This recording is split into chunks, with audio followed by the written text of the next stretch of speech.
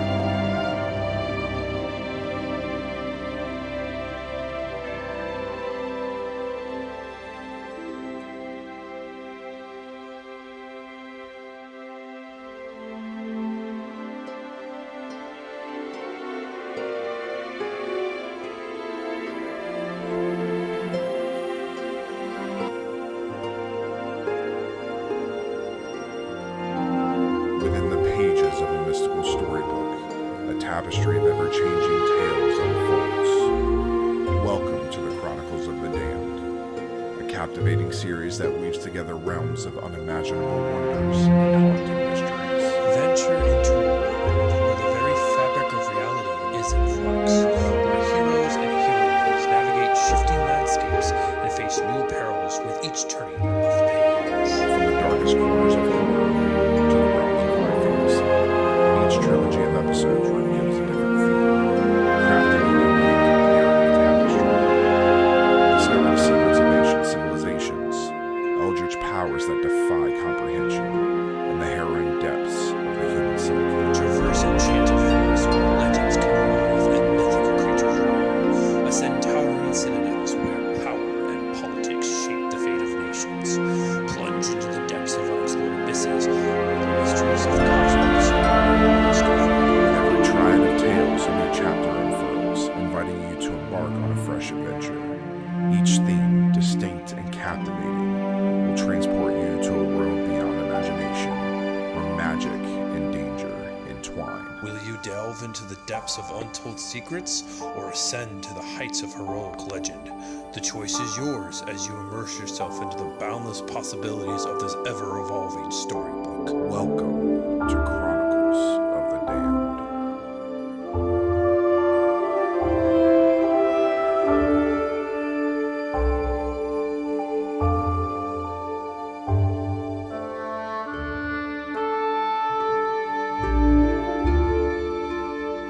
In the realm of ever-changing tales, welcome to the Chronicles of the DaMmed. With each session, a new chapter unfolds, revealing wonders and dangers unimagined. Embrace the journey, for heroes will rise, destinies will be written, and the storybook will come alive before your very eyes. Prepare to be enchanted as we venture forth into a world where imagination knows no bounds. I am your story weaver. Let the story begin. Give us 1 second for technical issues.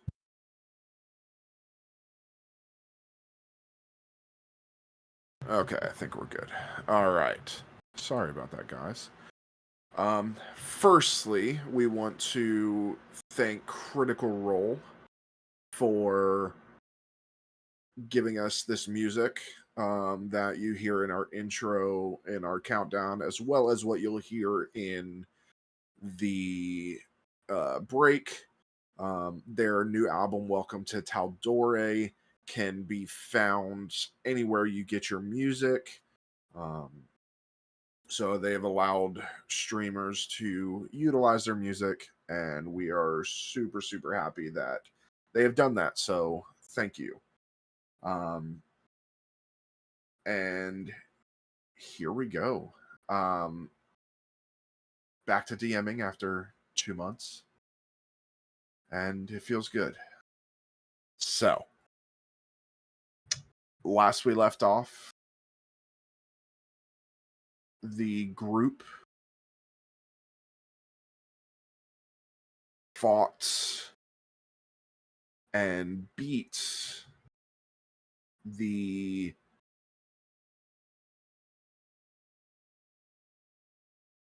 person that seemingly has put them through a lot of the things that they have gone through within these tales. Ethan was captured and other people missing, and a fight ensued upon a flagship. Upon the completion of the fights, death coming to those that threaten them. Everybody was thrust into a cacophony of visions, clocks. You can see your families and your friends as you're moving through this vision, each one of you separate, not seeing each other.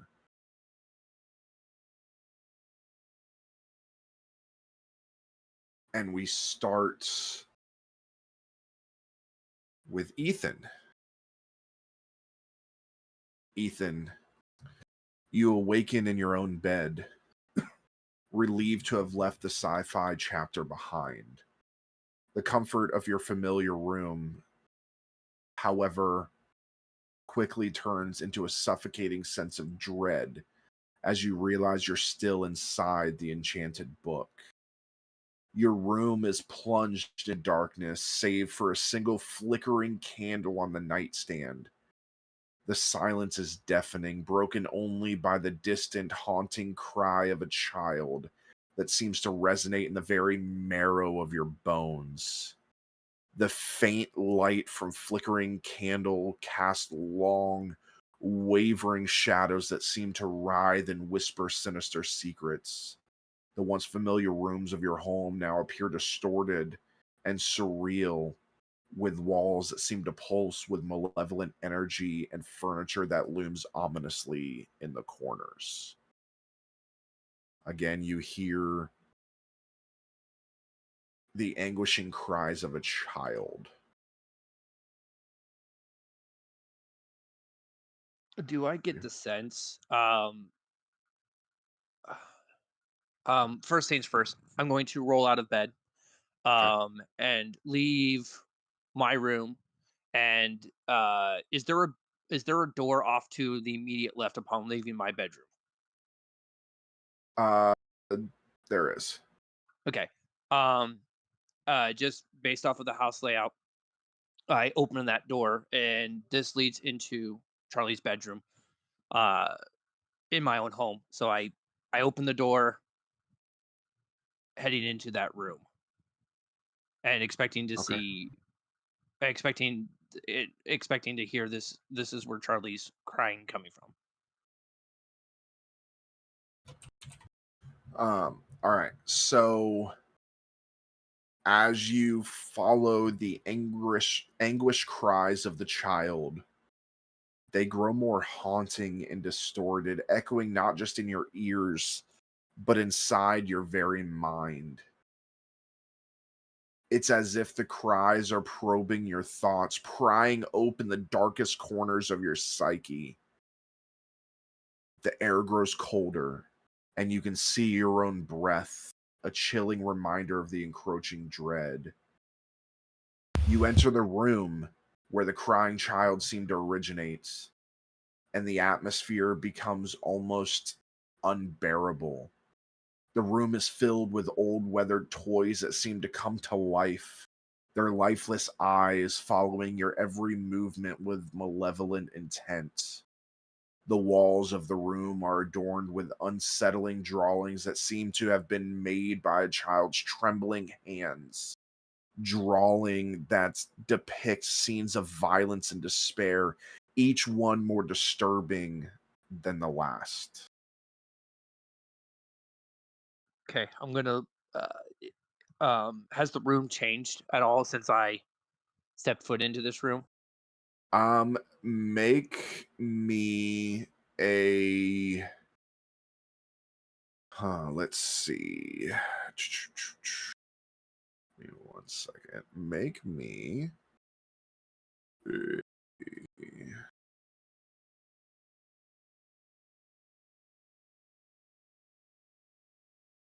just actually give me a sanity check.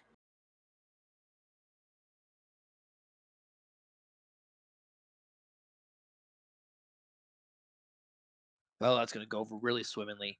Out of a D8, that's a natural one. Oof. Okay. Welcome back to being a player, guys. Woo! Yeah. Oh shit! Welcome back. You're you look, and in the corner there is a shadowy figure huddled over their back to you. Small, medium, or large? Large? I run over. Hey, are you okay? You okay? And I touch the shadowy figure. Your heart races as you approach the shadowy figure huddled in the corner. The figure's cries, you can now hear that this is where it's coming from. They've become agonized sobs that reverberate through the room. Slowly, the figure turns to face you, revealing a face twisted with suffering and malevolence. Its eyes, pools of darkness, lock onto yours, and a bone chilling silence descends upon the room. In that moment, you feel an overwhelming sensation of being known, as if the figure is intimately familiar with your deepest fears and secrets. The figure's grotesque, grinning face contorts to an expression of sadistic pleasure before vanishing into thin air, leaving behind an eerie, echoing laughter that seems to linger in your mind long after it has faded. I gotta get out. I gotta get out. And I turn back towards the door and run back towards the where the door was. Okay. You open the door, you run, open back up the door. Now you are in a hallway, a long hallway. I'm gonna start running down the hallway. Um, First door, whether it's on the right or left, I'm gonna just run and jiggle the handle. If there's any doors down this hallway, just Okay. find the nearest one and try and open it. Okay. And with that, we go to Kara. Kara, Oh yay! brand new, thrust out of whatever happened. You've been lost in some sort of loop this whole time. To you, it feels like a matter of seconds, but it could have been days, months, years that you've been gone. You're not sure. But your awakening is fraught with a sense of disorientation as you find yourself in a nightmarish version of your own home. The walls are adorned with eerie, shifting paintings that seem to watch your every move with malevolent intent. Sinister whispers emanate from the depths of the canvases, revealing dark secrets from your past that only you can hear. The air is heavy with the scent of decay, and a bone-chilling draft sweeps through the room.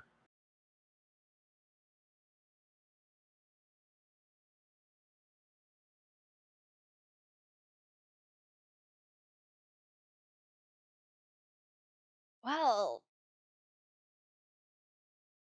whatever the fuck is here is not welcomed in my home.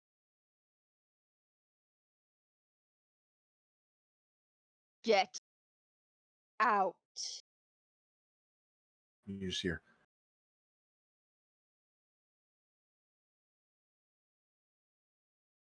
I didn't hear you it. just, you just hear it. I don't know if it'll. My mic is too good for this, apparently. You just hear the echoing whispers in your mind.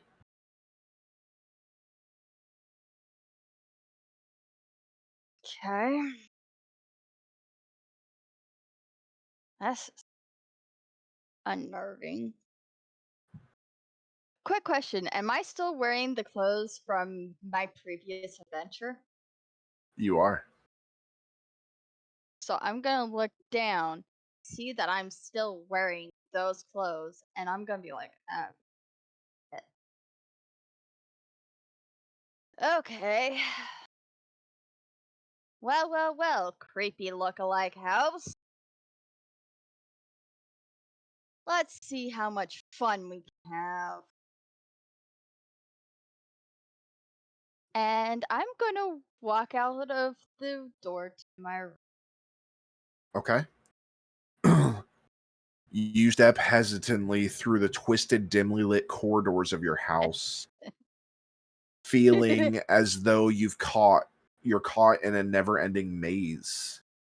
The portraits lining the walls seem to come alive, their eyes following your movements with an unsettling intensity.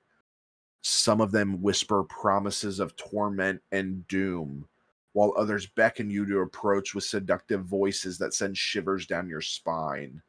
The unsettling sensation that you're being watched from every angle gnaws at your sanity. Oh, aren't you all so cute? Where's my husband? You just hear different groans. Ah, ah, ah. Yeah. Creepy.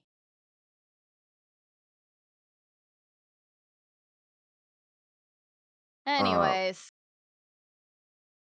I'm actually gonna actually keep walking because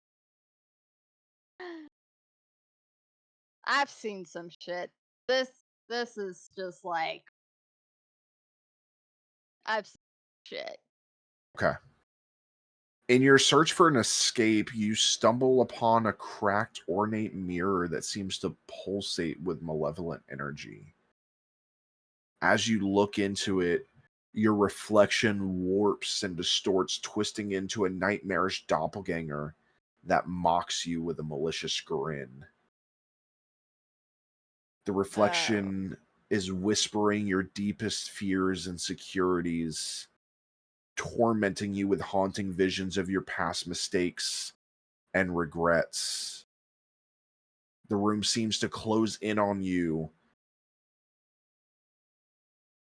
as the mirror begins to grip you tighter.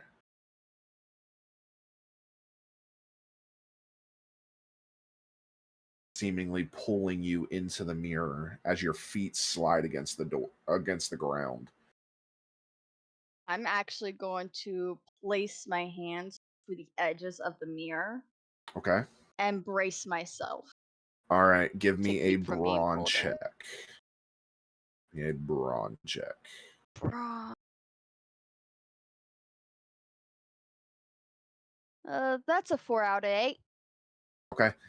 It's a little bit of a struggle. Your arms kind of sink as you start to push through, and you just slightly are able to push yourself off before you pop yourself free. I could have gone without having those reminders. I flip off the mirror. Okay. And when you do that, you see this distorted finger. It's you, but the finger is like broken in two places in either direction. So one this way, and behind it is you, but with this big Cheshire cat like grin, Yeah. forked tongue. Okay, that's cool. Like, I would actually like that. But no, seriously, I've dealt with those demons before, honey. You ain't telling me nothing new. Seriously, like, I've got a good support system going for me. So, are you going to talk or are you just going to keep talking bullshit?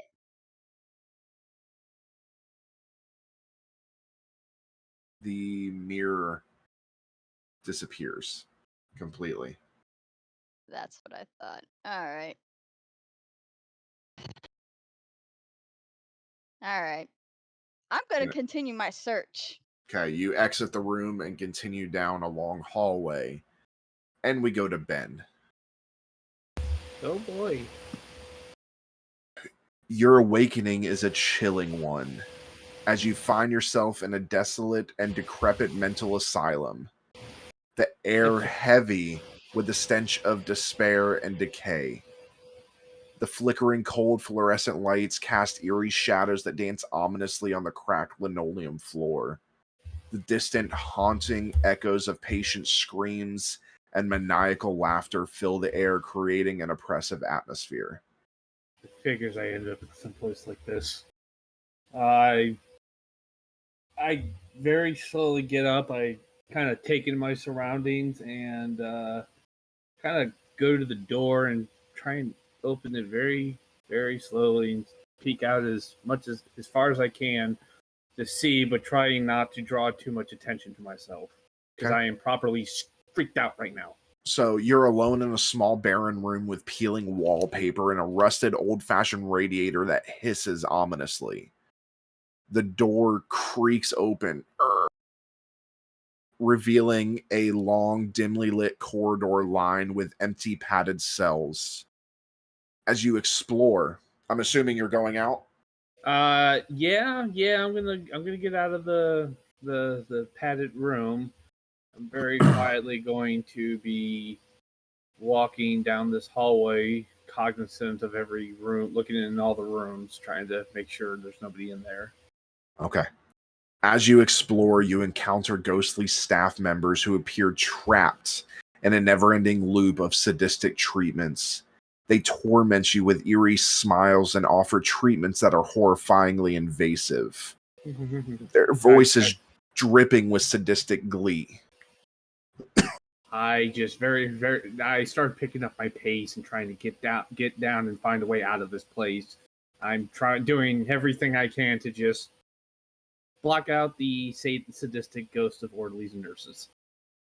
As you're moving, one particular spirit carries a porcelain doll that seems to follow your every movement.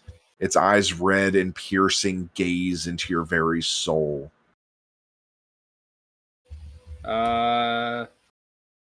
I'm like, I just run. I'm running. Okay. I'm running. As you are running and delving deeper into the asylum, you start encountering tormented spirits of former inmates, each with their own tragic story etched into their pallid faces.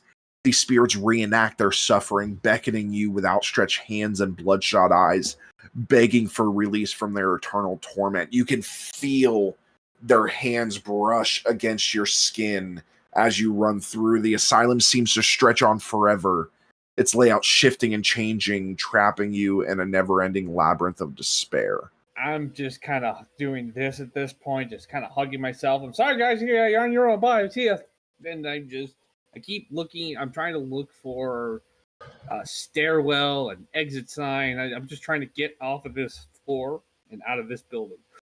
So you're moving through, and they're still even tucking your arms in. They're still grabbing onto your clothing. And you notice at this time you're in like intake clothing. Like you are a patient in this asylum. Yeah, I look down and I'm like, what? No, I'm not. I'm not crazy. I'm not. What the fuck was that? Well, yeah. I stop and turn around and see where that's coming from. You can't seem to find it. Give me a sanity check. Hey, I'm only trained in that. Can't be any worse than mine. Is that a bet? It could be. That's because GM. That's a 10, right? A D10. Yeah. These sanity checks do different things in different areas. Okay. 7 out of 10. Okay. You still hear?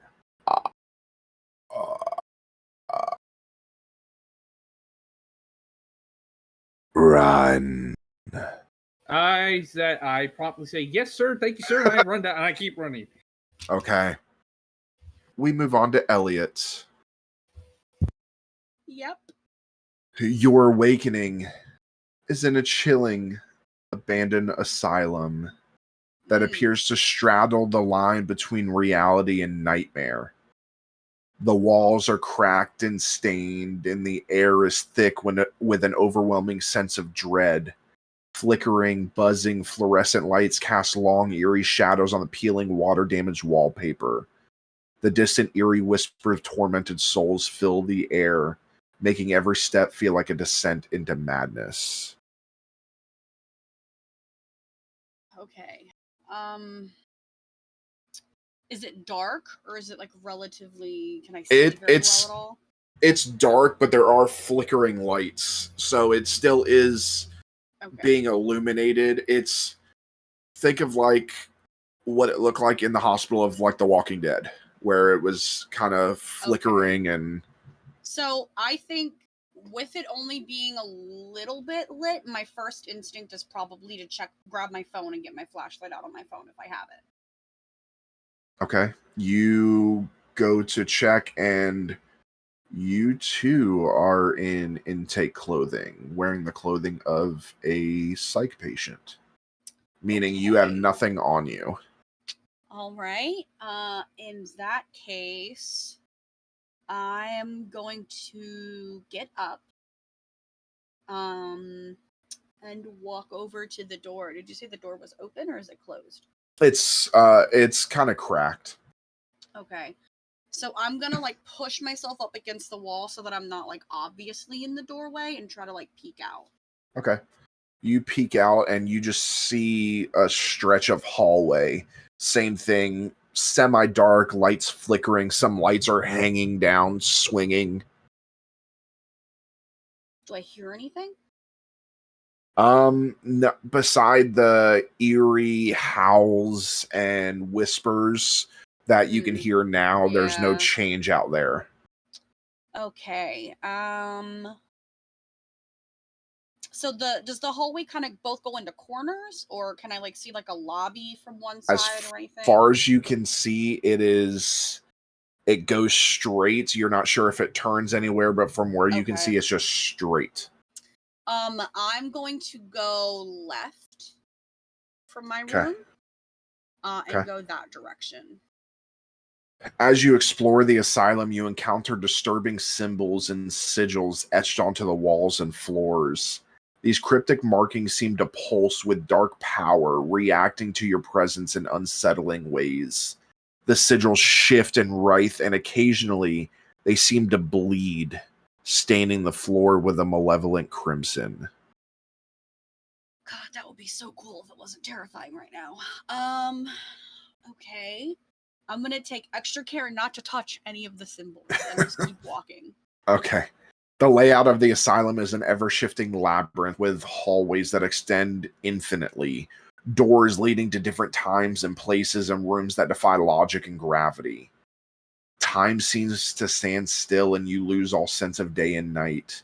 Vivid and terrifying nightmares plague you as you traverse the asylum, blurring the lines between reality and dream. As you enter into a room of darkness trying to find an escape, you see haunting apparitions of your own past, each more gruesome and horrifying than the last, as if the very fabric of your mind is unraveling. That's not good.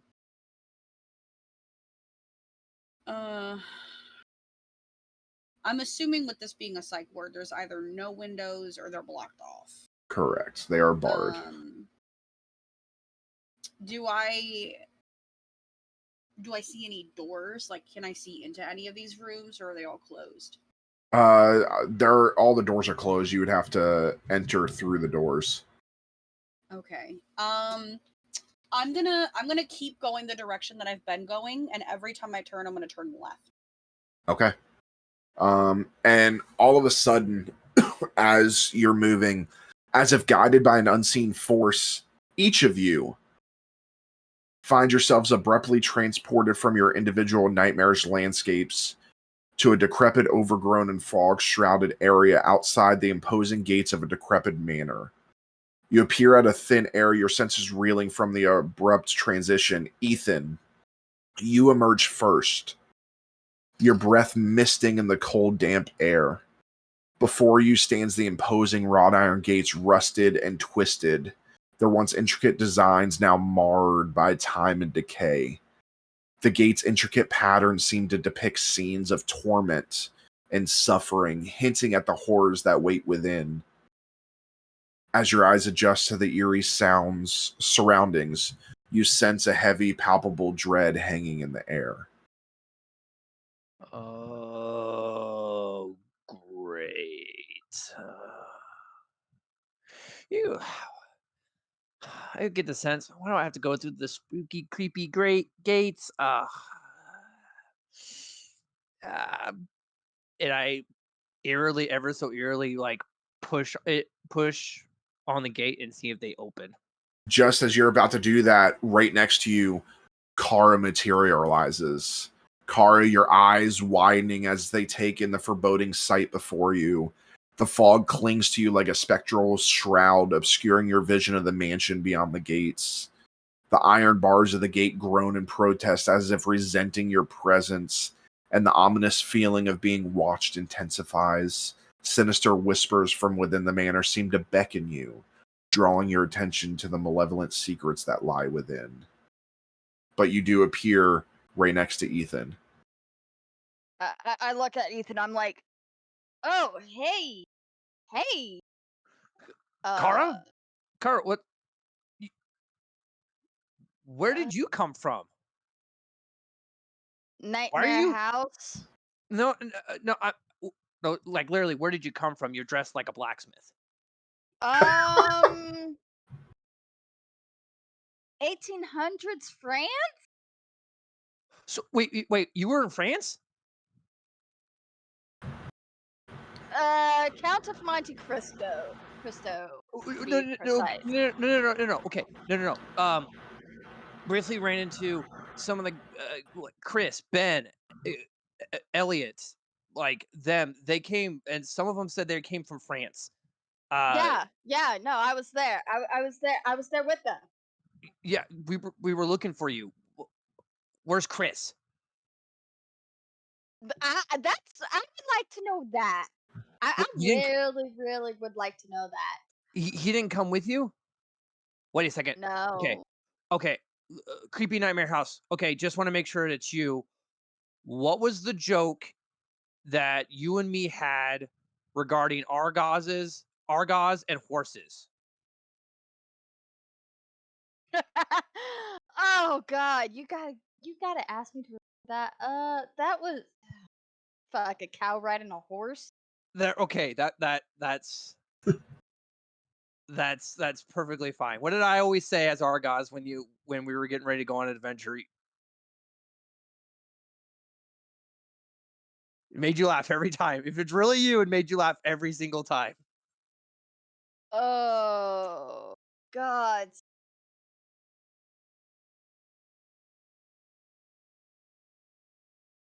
I have one hell of a headache. Oh shit. That's fine. We've had a I lot going remember on. you saying shoulder gnome to No. Pam's character a Okay. lot. Okay. That'll do for Um, now. That'll do for now. That I just sorry. I just came from a really creepy house. I had somebody really creepily smile at me, and I don't know exactly where I am. Last. oh, I got a distorted mirror version of myself. So Oh, yeah, that was fun. fun, fun. Yeah. Yeah. All of a sudden, Ben, you materialize with a start, your eyes darting around the eerie landscape. You sense the oppressive atmosphere immediately, the weight of the asylum still heavy on your mind. The rusted gate before you is a stark reminder of your torment, its twisted bars seeming to reach out as if trying to pull you back into the nightmarish world you thought you had escaped. You feel an overwhelming sense of vulnerability and dread as you realize you are not alone in this desolate place. I look around and I see Ethan and Kara. Oh, thank God you guys are here. Thank you. I just go over there and I embrace them. I just hug them and just like. Ben, what the fuck? What? Gosh. Okay, this is totally And Ben. This is totally Ben. Ben would totally give us a hug. You, ah, you gotta help you guys. You gotta help me. They're after what me. are you wearing? I don't. Apparently, I was in an insane asylum. Okay, I don't know, but this That wasn't like. tracks. Oh wow, thanks. Appreciate you. Okay, no, this wasn't a regular asylum. All right, this looked like it was from hell. All right, I had ghost orderlies and doctors and nurses trying to torture me. I had dead patients who were trying to like. I don't know, trying to grab me. I ran and I don't know where anybody is. Oh, that sounds Where's like a Caleb? movie. Where's Pam? Where is everybody? I don't. We need to breathe. Okay. I don't know. I literally just found myself and Kara's here. Apparently Chris didn't come. because otherwise Chris and Carl would have came out at the same time. I'm guessing. What is that place? Where are we? I look, finally acknowledging the house and the spooky setting. Spooky setting, creepy house, torment. Oh God, I have a feeling I know what it is, but I don't want to think about that. As you say that, Elliot, you emerge last, your heart pounding as you take in the fog-shrouded surroundings. The sight of the twisted, rusted gates and the foreboding manor beyond sends shivers down your spine. You can't quite shake the feeling that this place holds a malevolent presence far more sinister than anything you've encountered before. The distant whispers of the manor's secrets carried on the chilling wind send a wave of unease washing over you. So I don't see them at first, and I turn around and they're there, and I go like, ah! What is that? What? Hi! Have you seen my husband? No, not since we were fighting the Emperor. You guys Where got did the you come Emperor? from? I came straight from France. Where'd you guys come from? The future. How long did you chill in France while we were fighting things? I don't know. I was in some sort of weird limbo thing. The next thing I know, I woke up in a very haunted version of my house. It was weird. Elliot, where'd you end up? Where'd you wake up? And I looked down at my impatient clothes. Oh, I looks was like in an asylum. You too? Yeah. Okay. I was all alone, and there were like whispers and. Did you it see was anybody weird. there? I didn't. Oh yeah, I don't think. I'm the only one I heard that's called the whispers and stuff, but Oh, it looks like it was just me who had to deal with the whole staff and patients of the insane asylum. That's it. I mean, at least it wasn't me. Oh, I mean, thank I you. rather. Maybe you kept them busy. Mm-mm. Anyways, anybody see something familiar with this place? Anybody know. else? Looks like Rose and Thorn's mansion. Oh, what? Whose mansion? Whose mansion? Remember those kids? Those evil The murder kids? house? Oh, no. fuck me. Fuck a duck. We're back here. Hey, not now, Ethan. That was good, Ethan. But I have a feeling that we're back Well, that's just fucking great. again for the third fucking time. But this time it is actually us and not our characters. We're gonna die here. Is this life imitating art?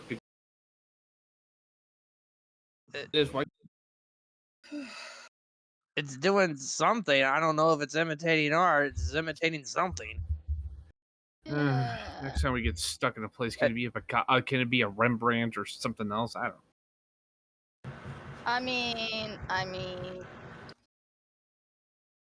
Do we have to go inside the creepy spooky house? I mean, As soon as you say that, Ethan, the gates disappear and then appear behind you guys. Great. I'm Like you gonna guys were say pushed yes. through. I'm gonna say yes. We have no choice in this. I'm really hoping there's some decent clothes or something in there, because I really don't want to be. You're worried about clothes and we're in this house? As you say that, here, all right? Ben, as you say that, you notice that you and Elliot are wearing the same thing, saying that you guys were probably in the same place.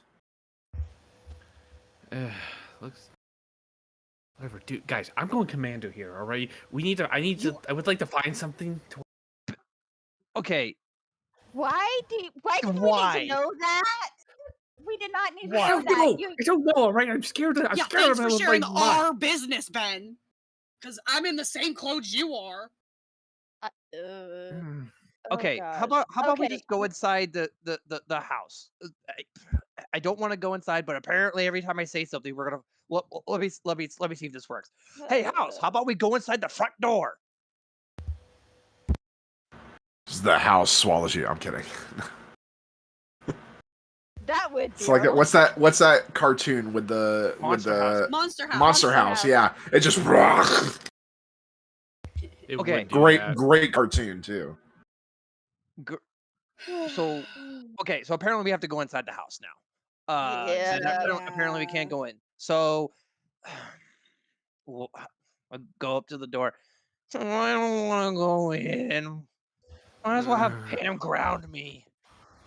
We're all gonna die. You know, my guide for surviving, ghost encounters would probably come really in handy. I wrote it out for everybody. You know what my I think survival I have for a better ghost track record than you. y'all know what my survival guide is? Run away. Yeah. Ben, I dare you, go run through those gates. I bet you $5 you're gonna crash right into them and fall flat on your back. I'd rather not. Okay, and I go up to the front door and open the door. I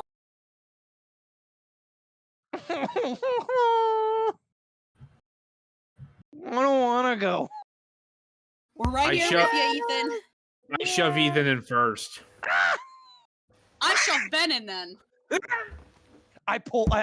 You, Elliot. You push him in, and as soon as he gets to the front door, I pull him in. Then I walk I on just through. shake my head and follow Elliot, and like, oh. I need Alright. everybody to give me sanity checks. Okay. Alright. Sanity checks are going to be your observation checks throughout this adventure. Hey, I got better than last time. I got a 4 this time out of 8. Okay. I got a 5 out of 8. Okay. I got a 5 out an of 8 out of 8. Okay. Nice. I got a 5 out of 10. Okay. You enter through the grand creaking doors into a cavernous and oppressive space, the foyer of this decrepit manor. The very air in the room feels heavy with malevolence, as though it resents your intrusion. Towering ceilings disappear into impenetrable darkness. The dim light filtering through shattered stained glass windows casts eerie and misshapen shadows that dance menacingly on the marble floor. At the center of the room, a colossal decaying statue of an angel with a twisted, contorted face stands sentinel. Its wings are tattered and its once glorious features have been replaced with an unsettling visage of anguish. The eyes of the statue seem to follow you, their gaze filled with an ancient malevolence that chills the soul. And it's facing towards you guys.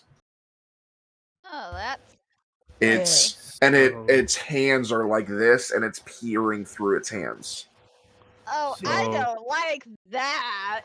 Ben, you Okay, go to the guys, left, if and I've I'm gonna learned go to any- the- If What'd I've you learned say, anything Ethan? about angel statues, don't look away. Okay, Don't blink. Ben, go to the left, and I'm gonna go to the right and see if it follows both of us. I feel like this is from a show that I've never seen, but okay. Ben, you've seen like 3 times the amount of movies I've seen. Yeah, What don't know movie what this could is I from. have possibly seen that you haven't seen? I don't know. Which is this from? No, I don't seriously, know. what is this from? You're all making a reference to something. I don't know what it is. No. It's one of Doctor those weird. What? What? That's Mr. a joke. What? Copyright. Mhm. Oh. Okay. Copyright infringement. Oh, Mr. What? Ben. No. It's one. I've seen these before. It's one of those weird like photo things where like the eyes follow you. I just want to see if like if we go 2 different directions, if it just follows us. You You're want gonna to get make me it make a killed. face? You know that, Ethan, right? What? You're gonna get me killed. You know that as I go We're to the gonna be left. staring at it. We'll be So- fine. Okay, so Ben walks to the left. How I'm are staring you at walking? it. Are you walking past the statue? I'm walking and I'm facing it, but I am not getting anywhere. I am not getting within arm's length of this Okay, thing. so you're looking at the statue. Yes. Yes. I'm gonna pan to the right, looking at the statue. Okay. It stays still. Nothing happens. Okay. I'm still watching it. Ethan, what are we doing? I don't know. I thought maybe it would pick one of us to stare at. Okay, you know what? I'm done. Anyways. I'm done with this. I walk away from the statue. Okay, we're in the creepy house of Ben? whatever.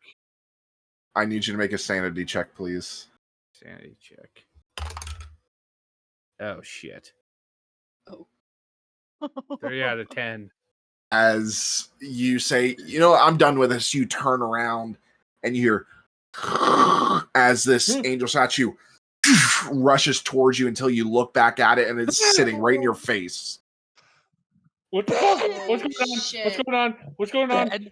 Ben, I'm gonna walk over, watching the statue.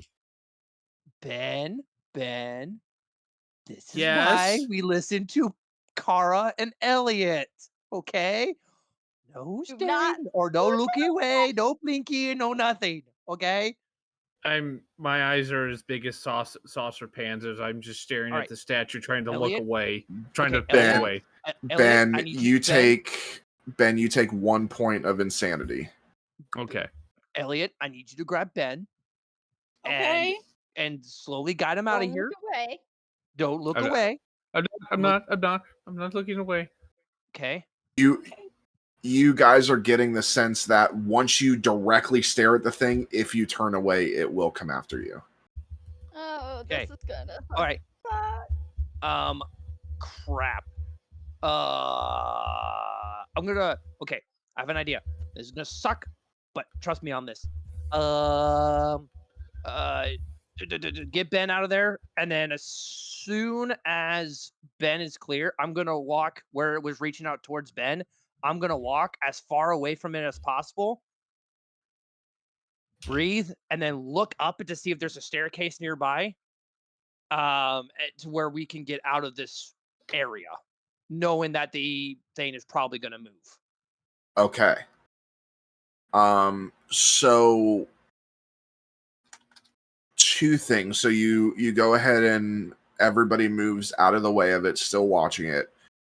You, Ethan, you turn to look. There are no stairs, but there is a door that's closed that leads potentially into another room. However, I need you to go ahead and give me a sanity check. Oh no! 3 out of 8. This thing rushes towards you. You look at it, and it is right in your face. You can actually see fangs coming out of the angel, clawed Oh, fingers. You take a point Yeah, of yeah. insanity. Those stains are. Oh, yeah, thank you. But again, you don't see any stairs. You do see a door that potentially leads to the next room. Okay, guys. Door, and I point like I'm gonna get away from the statue enough to be like, guys, door, and I point to where the door is, and slowly try to back my way, keeping an eye on this thing while moving towards the door. Now, is everybody Damn. gonna do that, or is everybody just gonna run for the door and slam it shut? I want to run for the door and slam it shut. God. Well, Okay. no, what everybody's doing, I'll do what everyone's doing. You guys can do that. It'll require an endurance check to see if you can beat it. You'll do a contested endurance check. Endurance is not my greatest. So I vote for doing what Ethan said. But Yeah, this I'm statue's pretty big, so I'm gonna keep an eye on the thing, and I'm gonna back to where I heard Ethan talking about door. Yeah. I'm gonna be like, Ethan, knock on the door so I can hear where it is. I am not taking my eyes off of this damn thing. Okay, I'm gonna walk backwards towards where I saw the door, and when I get close, I'm gonna knock on the door. And I'm gonna follow that sound, keeping my eye on this angel. Yep, same. Okay. Same here. Okay. So you guys back up, and the angel it twists towards you, but it does not move towards you. It twists and faces you. Yeah, you're a creepy fuck, aren't ya? Just keep fucking back Yep. towards the door. Come on. Knock, knock, knock. So you Alright. I'm gonna feel without looking. I'm gonna feel for like a knob or a handle to like get the door open. Hurry up, Ethan! All right, so you can do that, and you can open it up now to be able to slip through the door quickly. To slip through the door quick enough, all of you will have to make endurance checks, Okay. Okay. but it won't be contested because you're Okay. not trying to outrun it. Yeah. Ben? Alright. I got an 8 out of 8, my endurance. Okay, Elliot. I got a 3 out of 10. Okay, Ethan, I'm with Elliot at 3 out of 10. Kara. 6 out of 10. Okay, lucky for you guys, Ben crit. Okay. Because that would have changed everything. If he would have just regular succeeded, this would have been worse. So, Ethan, you open the door, and you guys hear the door open, and you all turn to rush through the door, slam it shut, and you hear up against the door, and you hear the scratching and clawing of this thing.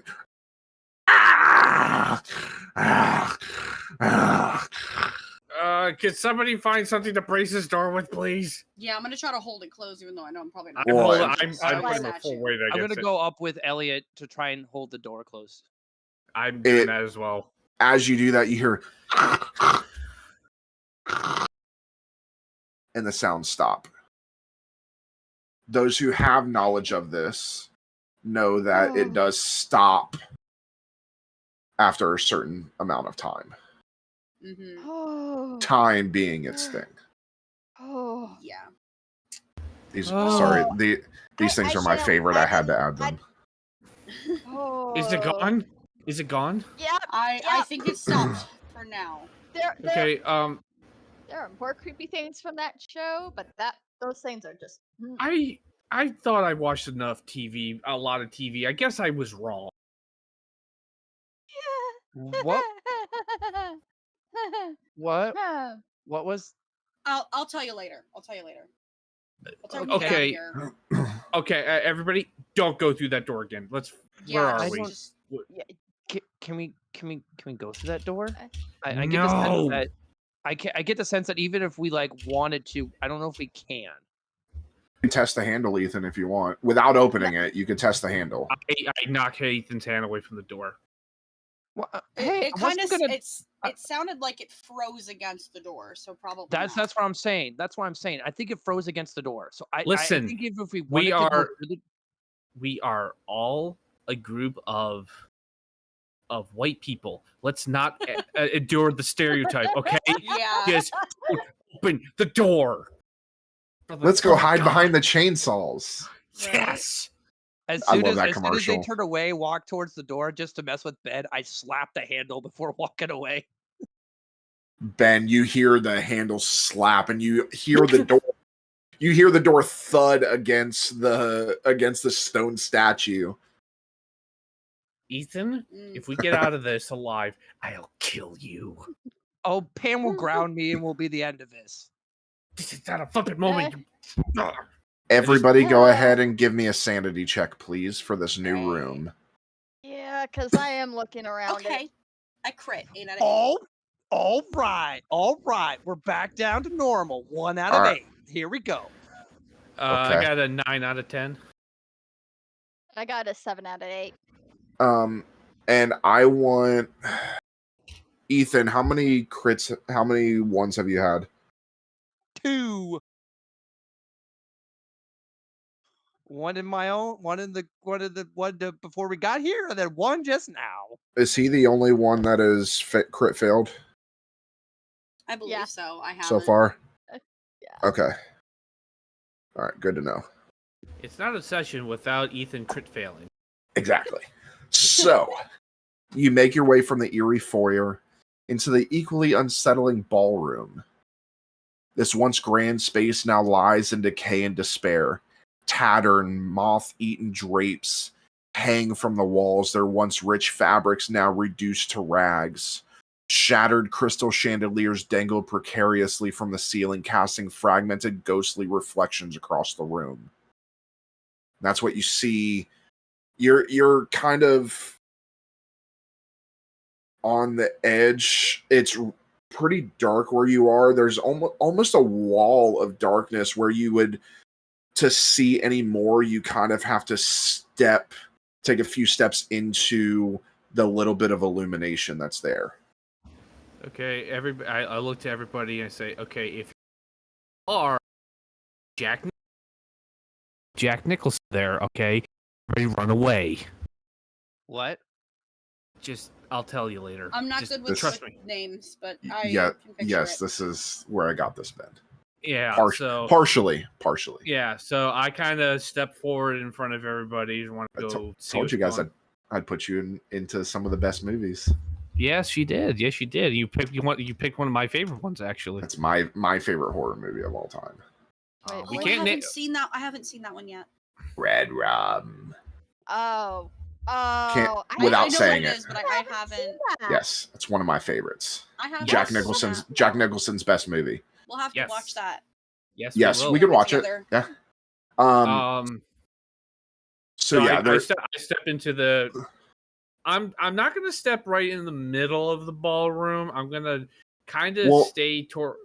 So where it is, like you have the doors here. You guys are right in front of the door.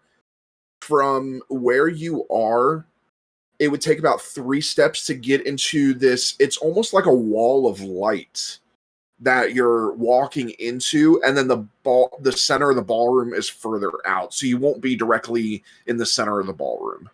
I take a few steps into there. I'm still trying to stay as close to the outer edge as possible, and I just kind of want to see what's going on in the ballroom, see if anything pops up, but I don't want to go right in the middle of everything. Is everybody following suit? Yeah. That's a pretty chandelier. They seem like they recognize this, and I don't, so I'm going to follow their lead. Okay. Yeah. As you step further into the ballroom, you hear the eerie strains of ghostly music, an otherworldly waltz that seems to emanate from nowhere and everywhere at once. There are no musicians present, and yet the music persists, its discordant notes creating an unsettling dissonance in the air. The dance floor itself is warped and cracked, with eerie ghostly couples waltzing in eternal torment. These spectral dancers are trapped in an endless dance of suffering, their faces etched with anguish and their movements slow and grotesque. Their eyes follow you, pleading for release from their perpetual nightmare. Oh, boy. I want to look around for the source of the music and see if I can spot it. Give me a sanity check. I'll help him. Okay. While they're doing that, I'm looking for a exit. Give me a sanity. I'm just kind of keeping an eye on the dancers, everyone dancing, to make sure that kind of like be the lookout in case they all start doing something new. Okay. So I got. Go ahead, Elliot. I only got a 3 out of 8. Okay. I got a 7 out of 8. Okay. You cannot hear where the music's coming from. It's coming from nowhere and everywhere all at once. I got a 4 out of 8. Okay. You do see off in the distance there is a door past the ballroom, past the dance floor. Hey, there's a door on the other side, guys. All of a sudden, I need everybody to give me a endurance check, please. Endurance. Okay. So Endurance. Oh, son of a is bitch. Are we all What do you- flubbing this roll? All right, Ben, what'd you get? 4 out of 8. Elliot, 2 out of 10. Ethan, 1 out of 10. Oh my god. Kara, I've been switching dice. I swear. 4 out of 10. You gotta kiss Okay. the dice before you roll it. all of a sudden, everybody but Ethan immediately sees. You hear this as seamlessly you see all of the ghosts split in half. You guys look. You guys look, and you hear a as you look to Ethan. Oh, fuck. Ethan, you okay, buddy? I'll try to give him. Is it? Did he get sliced too, or is he choking? He just barely got sliced, except in here for some reason it does not show any physical damage. Ethan, you take another point of insanity. Oh. What's going Remember, on, Ethan? I said no physical harm. Oh yeah. Ethan, what's going on? What the hell just happened? But Ethan, you can feel that this basically metal wire, this metal cable sliced right through your body. Dude, you okay? No, something is clearly wrong. Don't. Okay, let's get the hell out of here then. Is there an exit? Yeah, on the other side of the dance floor. Lead the way, please. Lead God, the way. hopefully this shit stays here, and I'll Elliot, lead the way. Elliot, yeah, Elliot, help me get Ethan out of here. I grab. Yeah, I'll help. one I'll of- help get him. I'm gonna actually lead them around the dance floor and not go through the dance floor. Yeah. But- Caleb, I'm looking and seeing this, but nobody else can. Correct? Like I can, or does it just feel like it? It feels like it, but as you begin to walk, the feeling goes away. It was just like a split second, like a hot knife through butter. I'm leading Ethan toward the exit, following car. Oh, it's okay, buddy. Come on. Breathe. Woosah, goosfaba, whatever yoga shit to get you through this. Come on, let's get out of here. Okay. Yeah. Can we just get on to the next Once room? we reach the door, I open it.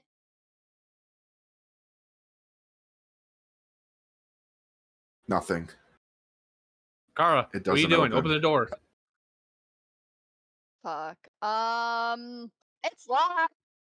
Yeah, What do you- screw this. I what go do you- over and what do you try and mean kick the lock? door. Yeah, I was about to say I'll help. As you do that, there's the music that was really quiet suddenly gets loud, deafeningly loud, as those God. ghosts reform themselves and begin dancing again. Oh boy, we're I'm on gonna jump down and repeat. try to kick the door down. I try and help and kick the door down too. All right, give me brawn checks. And that is a master, so that is a I got a D8. 6 out of 10. I got a 4 out of 8. Okay. I'm gonna try and kick as well. Okay. Give me I'm brawn. looking out towards the dance floor and then looking at the door, 5 out of 8. and then while they're working on the door, I'm gonna head out to the dance floor and start dancing. Do we notice this, or we don't see this? You like guys a are one focusing person- on kicking the door. like a one-person slow dance, like I Like- have like a musical partner. Like You know how to waltz? Yeah, I know how to so waltz. this is Okay. this I is just you at learned every how to school waltz. dance. I actually took ballroom dancing lessons. Hey, I I know how to waltz. was a professional dancer. Are you playing? I know somewhat how to waltz. I know simple 3 steps. So. I cannot dance, so. So as you guys, you're kicking the door as hard as possible. Nothing. Yeah. I try looking around, and when I look around, I see Ethan on the dance floor. Well, what's doing? I turn around, I'm like, and I yell, Ethan, what are you doing? Get back over here and help us with the door. Ethan, give me a sanity check, please. Damn it. 5 out of 8. Okay, I'm gonna message you something. Okay.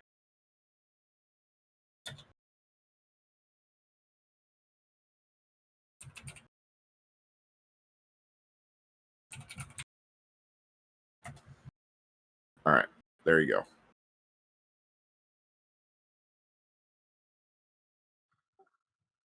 I like kind of caught up in the music. I look around, guys. What are you guys doing? Come on, get off the dance floor. Get off the dance floor. We gotta get out of here. Go where? I don't What are know, you but, talking about? but doing a Out dance here. with death isn't the answer. Come on, you want to dance? Dance over here. No. Guys, go where? Wait. We're stuck in this room. What do you? So you're dancing with the. You know what? I've seen weirder, and I actually go and join him Carl, As what are you doing? as a partner. as a partner. Yeah, why Sure. not? Okay, Ethan, you accept? Yep. Because we are all about consent here. Mm-hmm. Yeah. Okay, so you I'm two like, begin dancing. Care to I looked at What are Elliot they and just kind of shrugged. doing? And I whispered down towards Kara, guys. Oh, Kara, what were you guys doing trying to over kick there? down the door? What door? There's no door over there. Kara, give me a sanity check, please. Shit. I'll start banging my head against the wall. 6 out of 8. I looked at Elliot. It's like, should we join them on dancing or try and find another door? I'm confused. I do not feel like dancing right now, Ben. I think we need to get a fire axe or something. Is there furniture in the room? Guys, What, Kara? What? I say over to her. door's gone. What do you mean gone? I look Door's back not and see. gone. I'm gonna look back over to the door. Same here. You two see a door. There's It's a door right here. It's Right here. It's not opening, but it's, I'm gonna right here. grab the handle and try to jiggle it and see if I And can you make noise for them. it jiggles. You hear the noise. Ethan and Kara, you do not. Look, you can see it in my hands, right? You see that I'm holding something? You are grabbing a wood chip off the wall. What? Yeah. Clearly from here. Come You are- out here and No, seriously, like I saw that door too, and now it's gone. So Well, then clearly that dance floor is La- bad news. La Considering there's ti da. No, Ethan's losing it. I'm gonna look for a fire axe. yeah, I'm gonna look for something to start breaking this door down a little bit better. Like you said, there's a bar. Is there a bar? There is a bar. Is it in the dance floor or is it out of the dance floor? It is within the area of the dance floor, but you guys never passed it. It's on the other side. I go over to the bar. Try and see if I can. Ben, give me a sanity check, please. Oh boy.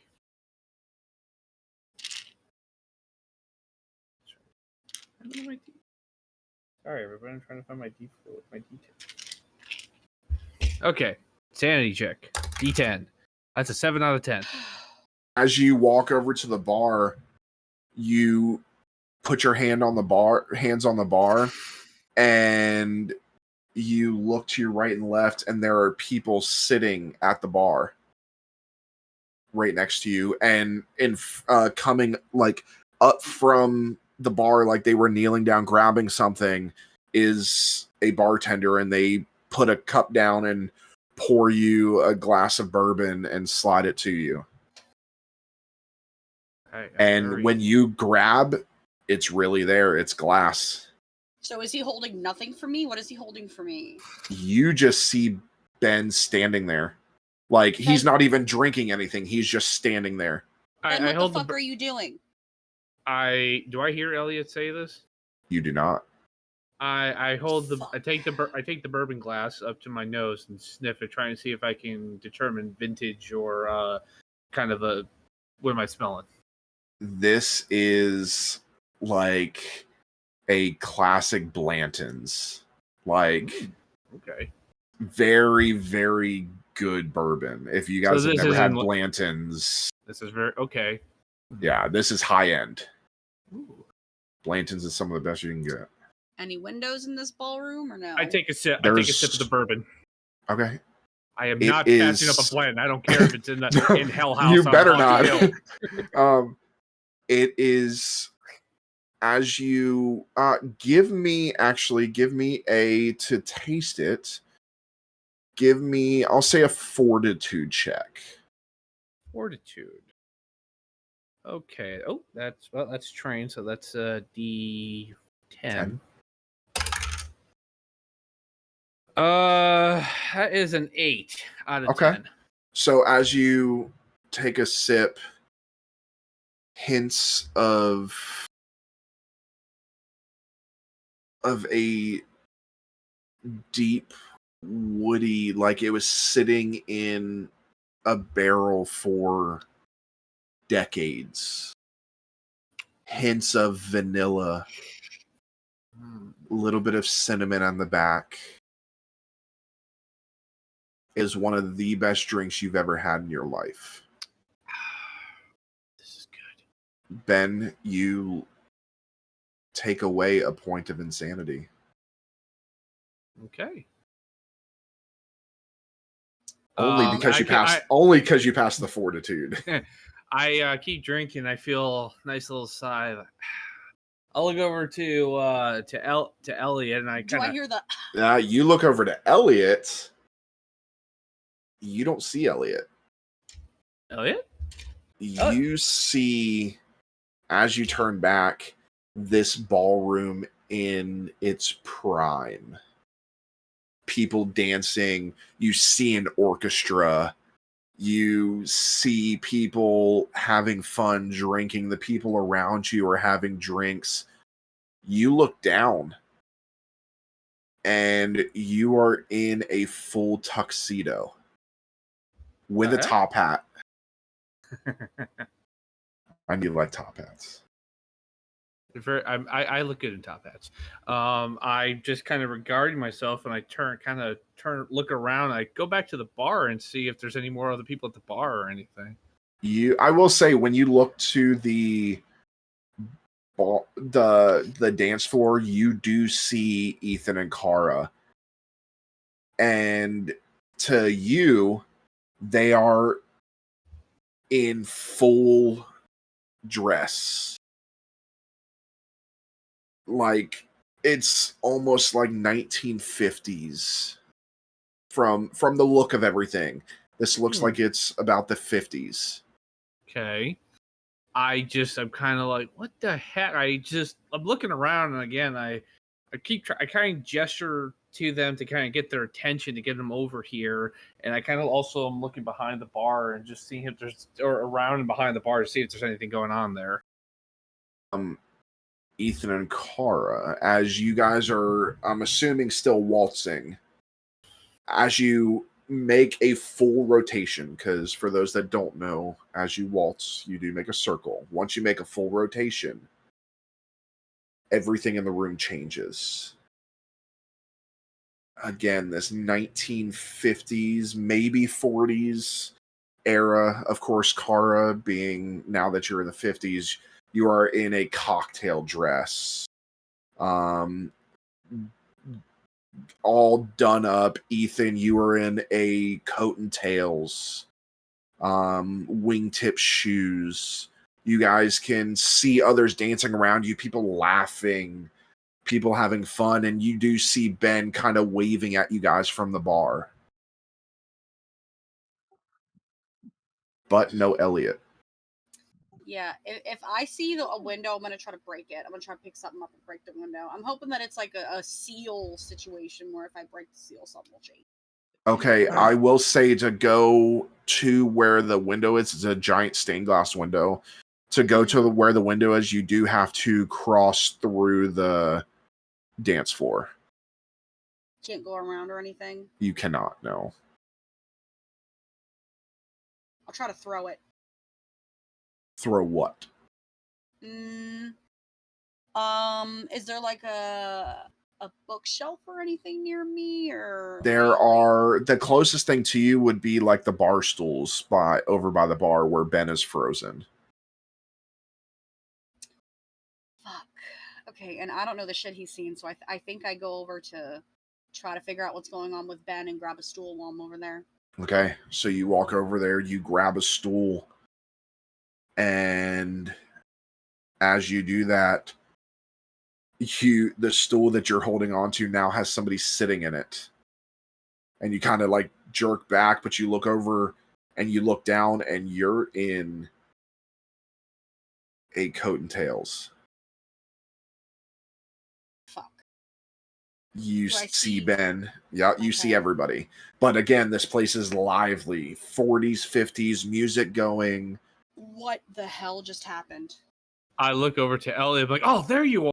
Good God, I still got my glass of bourbon I'm drinking." You're drinking? This is Blanton's, Ben, Elliot. You don't say no to Blanton's. This is great. this clearly bourbon. isn't real. You're probably drinking piss right now. How, like, The realization of that just dawned on me, but it's like, I know good bourbon and whiskey, and this is good bourbon and Ben, whiskey. you were standing still staring into space while our crazy ass friends danced on the dance floor full of agonizing people. I look around and I'm assuming I see what you said. I'm like, I don't actually think anybody's in pain or agony right now as I continue to sip the bourbon. And nobody is. And as you drink the last drop of the bourbon, you can order more if you wish. Order a different one as you see bottles lined up against the wall.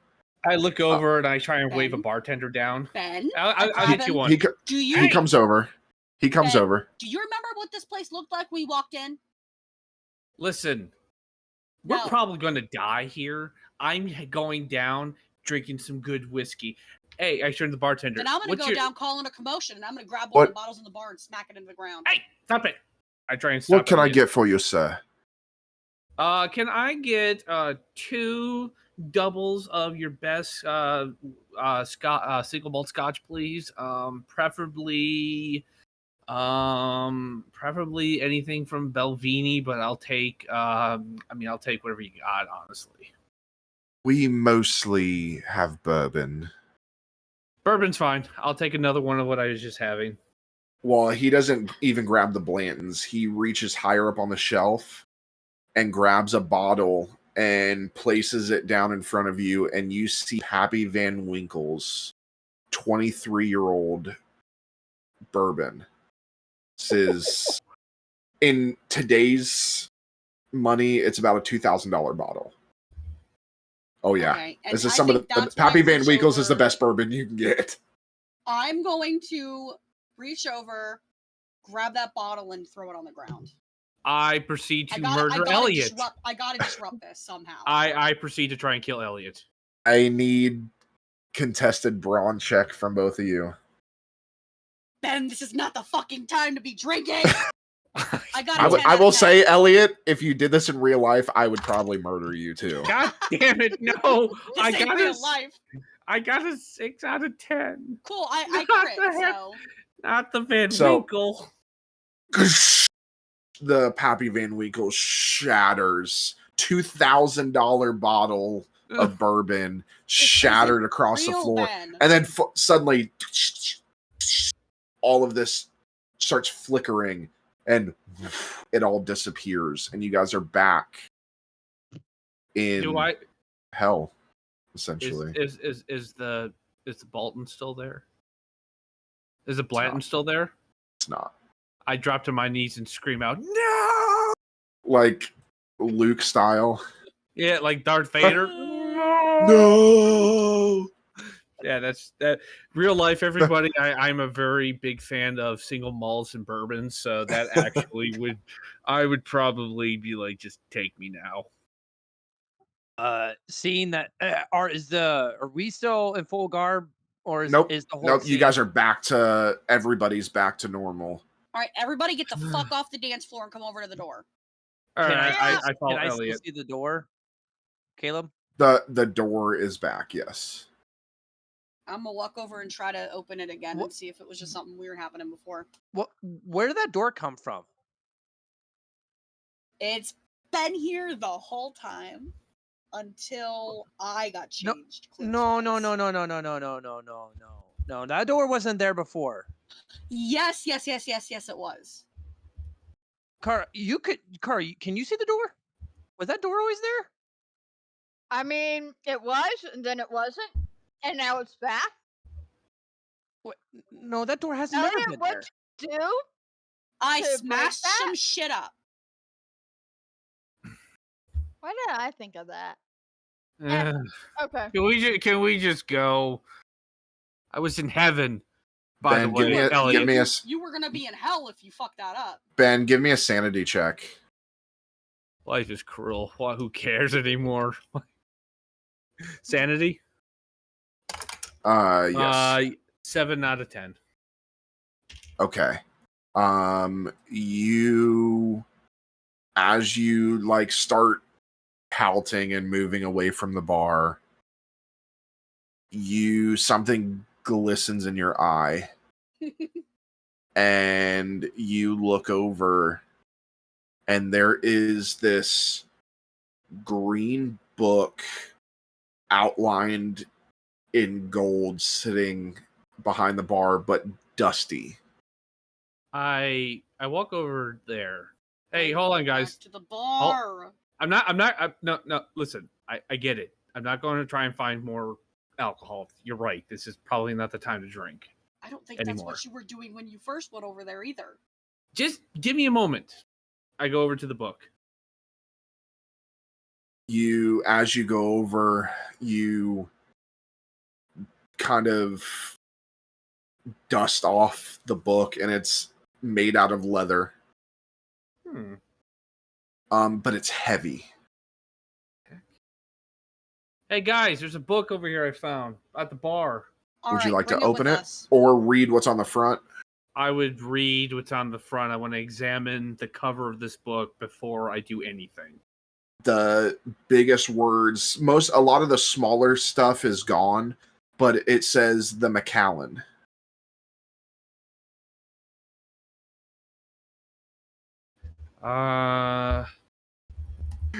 Hold on, let him Google it in his head. Wait till he realizes what it is. Wait, so I open the book. I immediately open the book. You open the book, and you find in a crystal decanter a 1950 Macallan.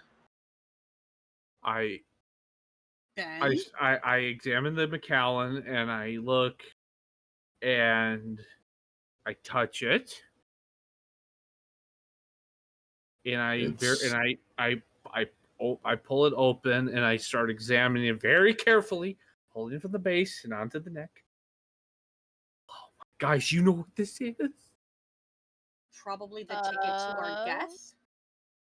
Okay, this is a Macallan, all right? This is one of the best rare single malts out there. And just for your knowledge, Ben, this typically can only be found in the UK, and it's 100,000 pounds.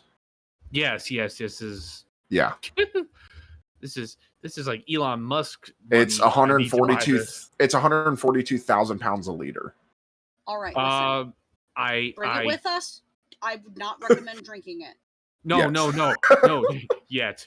Actually, Yes, this isn't abs- something that you drink. This is a display item. Yeah, This is a because social status, if anything. And this is a real life thing. A Macallan is actually enclosed in. They have different ones that are part of different chapters, and the book is the history of Macallan, but it's cut out, so there's really pages in there, and the decanter is put inside, and it is really 100,000 pounds to buy this. Which is about 150 to 200,000 in American dollars. I put it back. I take the thing, and I'm like, later to celebrate. And I was like, let's go, everybody, let's go. All right, let's go. I walk over towards the door and I like feel like the door like and like differentiating between the door and the wall like this has always been there. Yeah. Yeah, I Yep. mean, it disappeared once I got a coat, but now it's been there. And I grab the handle and try and see if it opens. And it opens up. I take a few steps inside. Everybody following suit. Yes. Yep. Yep. Okay, as you step inside, leaving the eerie echoes of the ballroom behind, you find yourselves in the chapel. A room that exudes an overwhelming sense of malevolence. The air is thick with an oppressive aura, as though the very walls resent your presence. Sinister symbols and blasphemous sigils are etched into the cold stone floor, radiating a palpable sense of dread. And you are standing at the back of the chapel. Oh.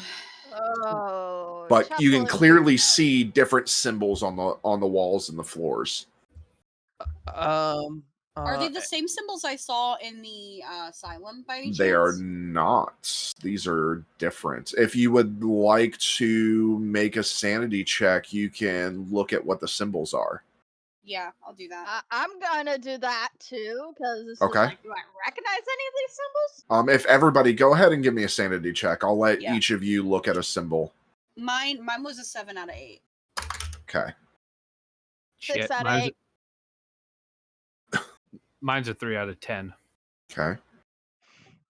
8 out of 8. Okay.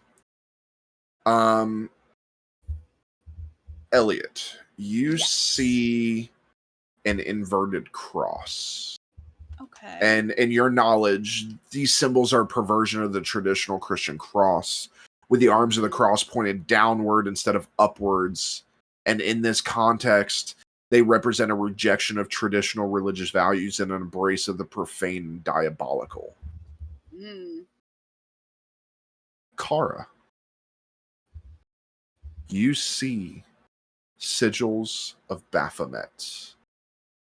Some of the symbols resemble the sigil of Baphomet, a goat-headed deity associated with the occult and Satanism.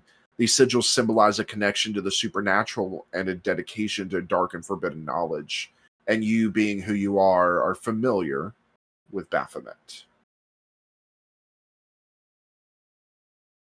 Ben, Mm-hmm. you see inverted pentagrams with the point facing downwards. The symbols are often associated with black magic and demonic worship, representing a calling upon malevolent forces for power and control. I do the sign of the cross to myself, and I was like, this is not a good place, guys. Ethan, you see eldritch glyphs. Intricate, incomprehensible glyphs adorn the floor, hinting at ancient and forbidden incantations. These symbols suggest an attempt to tap into arcane forces beyond human understanding. Guys, can we leave? Can we leave this room? I agree. We need to get out of here. All of you notice bloodstains. The symbols are often marred by dark, grotesque stains that seem to pulse with an otherworldly energy. These stains are a chilling reminder of the ritualistic practices that once took place within the chapel, involving blood and sacrifice. Lovely. As you look to the front, At the front of the chapel stands a blood-stained altar, its stone surface marred by dark, grotesque stains that seem to pulse with an otherworldly energy. The flickering candles that line the altar cast eerie, dancing shadows that seem to writhe and beckon, creating an unsettling play of light and darkness. There are pews. They appear to be ancient and withered, their wood rotting and infested with eerie, crawling insects that skitter and rustle ominously. The very act of sitting in one of these pews or touching them sends shivers down your spines, as though you are offering yourself up to the malevolent forces that once gathered here. Guys, can we just go? I don't want to be here. Can we leave this I room? don't want to be here either. No, We need to get out. This is creepy. The door is up past the altar. Ben, with your Catholic knowledge, this would be the chamber where the priest exits and enters. The rectory. Yeah, okay. Yeah. Guys, it's past there. There should be a small room that leads. It's gonna suck, but if this is the layout of a church, it's gonna lead a little bit deeper into the church. But there should be an exit nearby to get out of here. Ben, as you say that, you look up above the altar. There's a macabre crucifix hanging, bearing a twisted, agonized representation of a figure that is neither man nor demon. Its eyes, empty sockets of darkness, seem to follow you with a baleful gaze. A feeling of being watched intensifies as you move deeper into the chapel, as though the very room itself is alive with malignant intent. Whispers. Each of you hear whispers. They're more than just eerie echoes. They seem to be voices emanating from the walls, voices of the damned, recounting tales of unholy rituals and sacrilege. The blasphemy in here is overwhelming. We need to get out of here, guys. This is this is blasphemous to whatever your religion is. I don't care what you say. Get out. Go. Come on. I started beckoning to Elliot and Kara and everybody. Come on, let's go. We gotta get out of here. Let's get the hell. So are you going down the center aisle or the outer aisle? Because as you know, there's doors on either side. Of course, I'm using my church as an idea, as a layout. Yeah, there's doors on either side. So you have the altar in the center, and then it leads down and then backed on either side, right and left. Okay, you're Catholic, right? Which door leads where?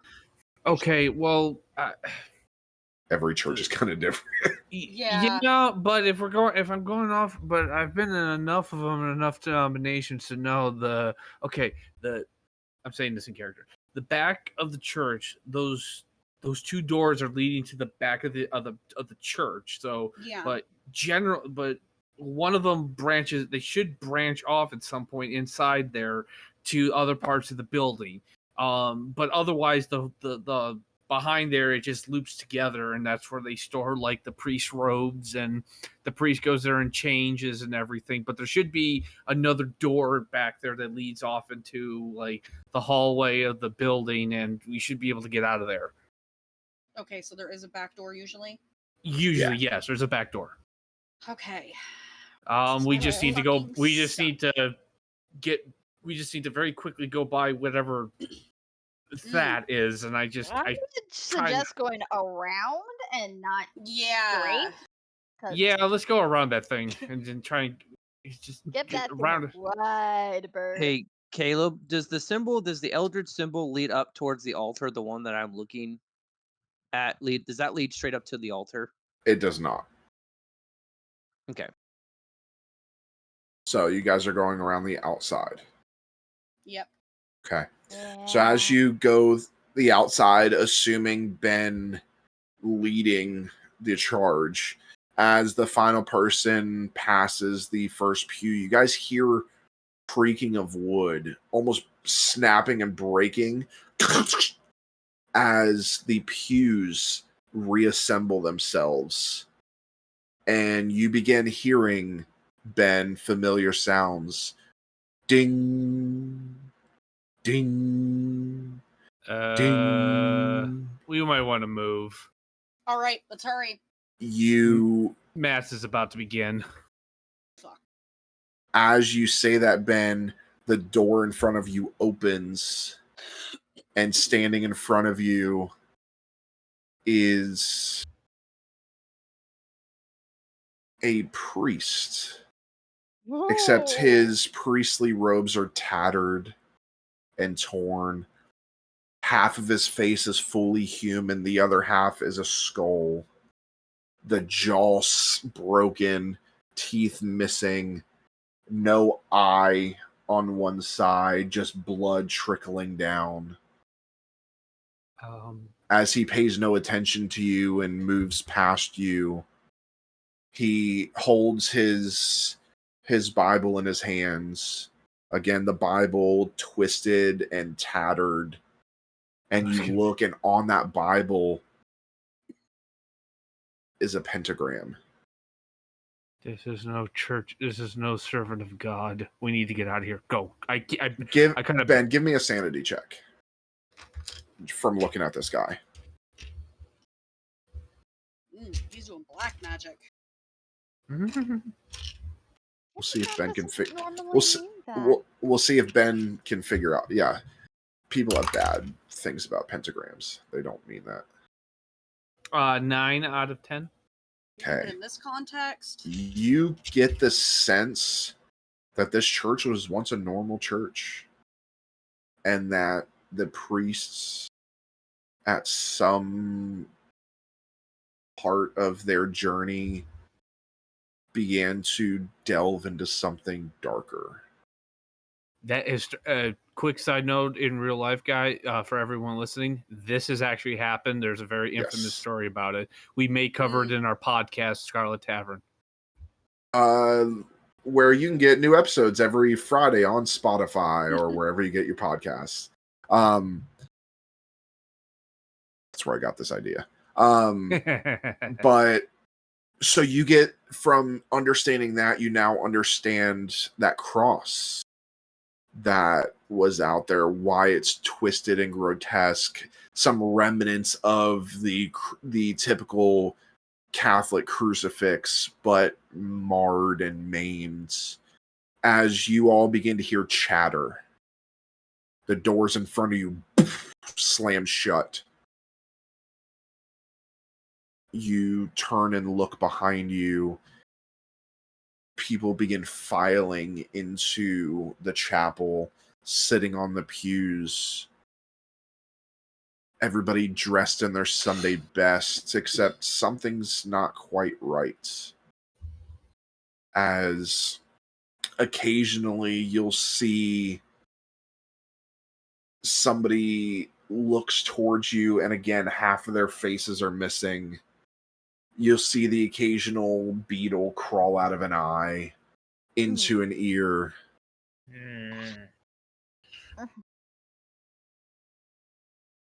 As the priest makes their way to the pulpit. are we still wearing our normal clothes, or did our clothes change again? Would you all like to check? I would like to check. I'm gonna Go ahead and make sanity checks. 3 out of 8. Sorry, Okay. I accidentally rolled my D100 dice. 7 out of 8. 2 4 out of 8. 10. Okay. 2 out of 10. Those of you that succeeded, you look and you too are dressed in your Sunday bests. Non-tattered. They look great. Whether it be polos, a suit, a dress, whatever your fancy. Those of you that failed, you two are in a Sunday's best. As you look down, who failed? Ben Yep. and I Elliot? got a 3 out of 8. You look down, and the left half of you is all skeleton. You two see it as well. I start hyperventilating. What happened? What's wrong with me? Fuck. I'm gonna poke my skeleton arm. Do I feel bone? Feel bone. Ellie, don't touch me.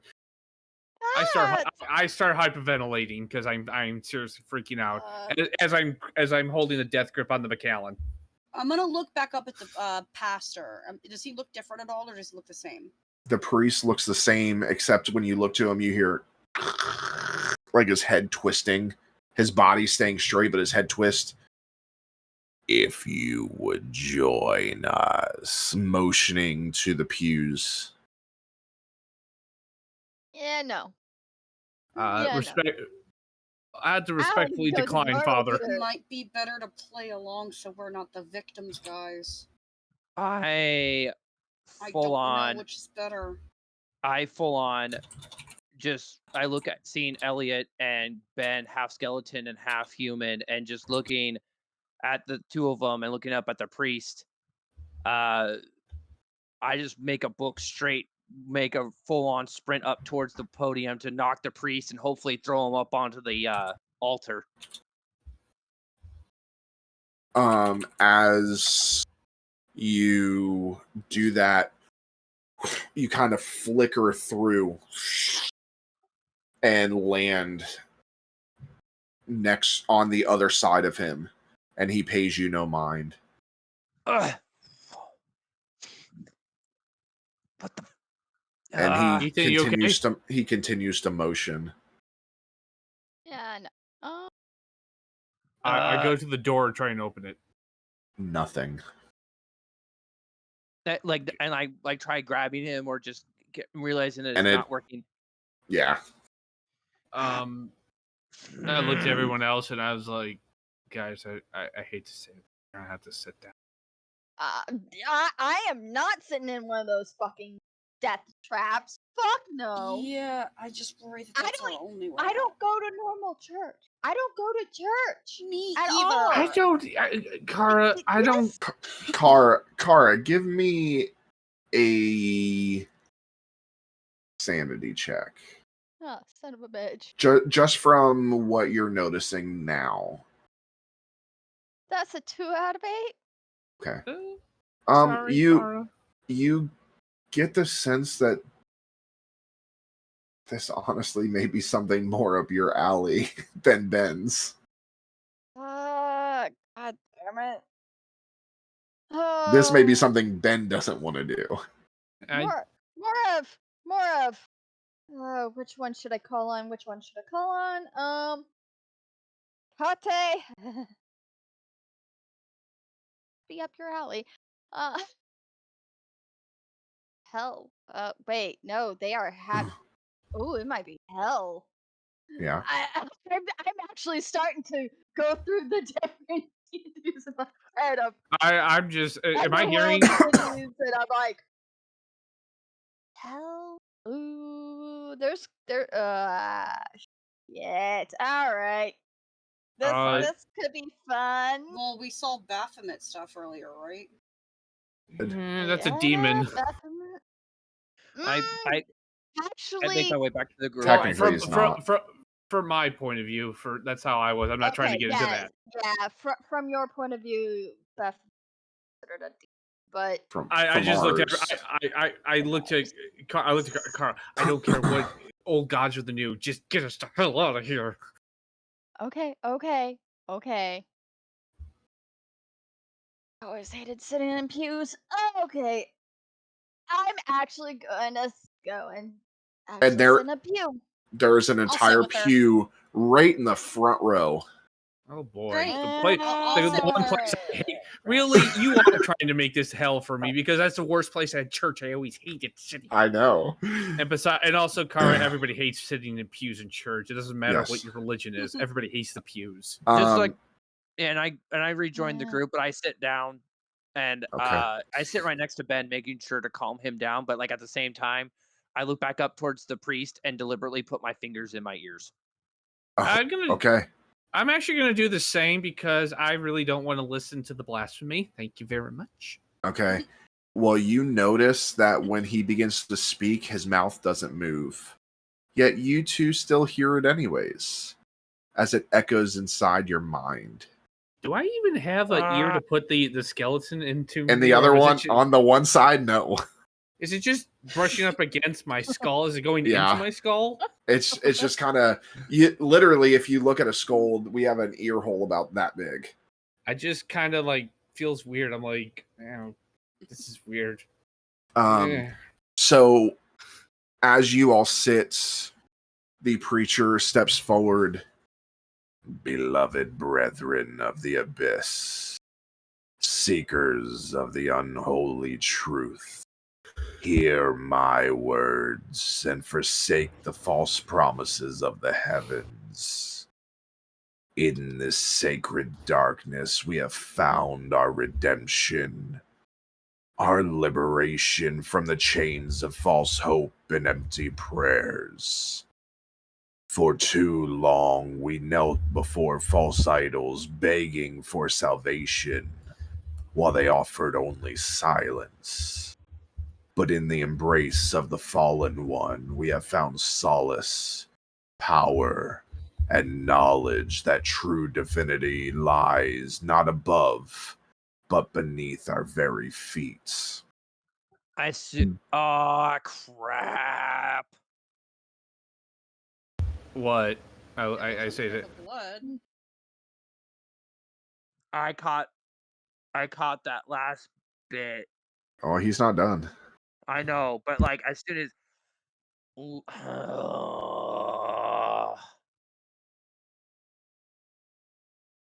I know. This is great. All right. Gaze upon the symbols of our new covenant and let them sear into your souls. I'm looking directly down. Okay. The inverted cross, the pentagram, the sigils of the damned. These are the emblems of our enlightenments. We have renounced the blind faith of the masses and chosen the path of self-discovery, of wielding the darkness within as a weapon. Our souls are blackened canvas upon which we paint our own salvation. We shall no longer be shackled by guilt and fear. We shall embrace our inner demons and cast aside the feeble trappings of morality. In the name of our infernal master, we cast off the chains of virtue and forge our destiny in the fires of damnation. Embrace the darkness, for within it lies the true power to reshape the world in our image. As we gather in this unholy sanctuary, remember that our defiance is our greatest act of worship. We are the chosen, the enlightened, the agents of chaos in a world of false order. Let us revel in the forbidden knowledge. Let us drink from the chalice of temptation, and let us walk the path of the damned with unwavering resolve. For in darkness we find our strength, and in damnation we find our salvation. And with those final words, he closes the book, and the visage disappears, and you guys are sitting on broken pews once again. I looked at myself to jump up. I looked at myself and see if You are back to normal. And I'm still clutching the Macallan, and I'm like, what just happened? I'm making a break for that door. Kara, there's bits of like creepy crawlies crawling on your shoulders. Nope. Okay, let's go. Let's get the fuck out of Dodge. I follow behind quickly, still clutching the Macallan. Okay, let's go. Okay, as scary as that was pretty fucking cool, wasn't it, guys? No, it was not cool. Nothing about it was cool. I wasn't glad to be there, but it was pretty fucking cool. No, it wasn't. What's wrong with you? And I'm gonna just like try and go through that door as quickly as possible. As you go through the door, you're expecting what Ben told you, a small hallway, but instead it opens to a large room. And that's where we're going to take our break. We will be right back, everybody, for the next part.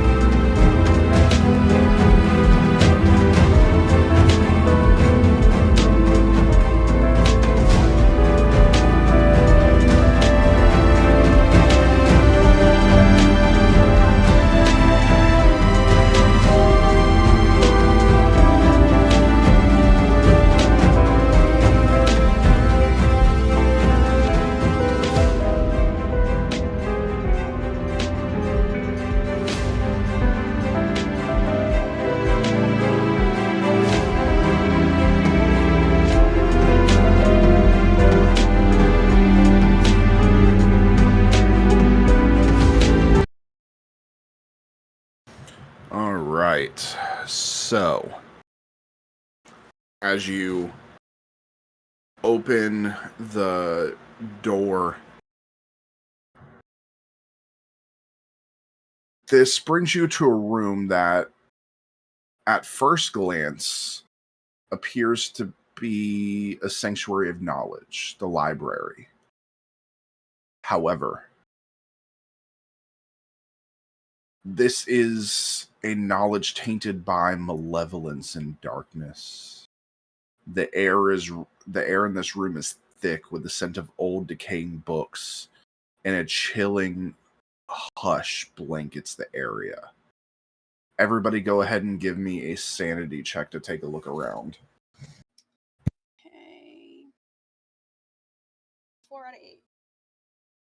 Okay. 3 out of 8. Okay. 2 out of 8. A 1, anybody? Did you get a 1? Sorry, I double muted. Yeah, my bad luck continues. 1 out of 10. Okay. So, Well, shit. it went in order. 4, 3, 2, 1. All right. The library is vast. Its shelves stretching into the darkness, lined with ancient leather-bound tomes and arcane scrolls. The books themselves seem to radiate a sinister aura, as though they are repositories of forbidden knowledge. Their pages rustle and turn of their own accord, as if the very texts are alive and eager to impart their eldritch secrets.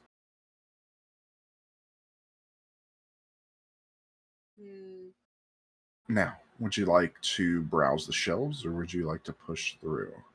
I would like to browse the shelves. Yeah, so would I. I kind of want to browse. Okay. Guys, can we just go? I mean, No, Why we're would gonna we- look at the books. why do we have But to look if at the it's book? important, Dark library. This is like a fucking dream come true on this one. Can we Listen, just go? Listen, I'm all about not living up to the stereotypes of horror movies, but sorry, the book nerd in me has spoken as I've reached. I mean, for you're a... welcome to try the door, but I'm assuming it's not going to open.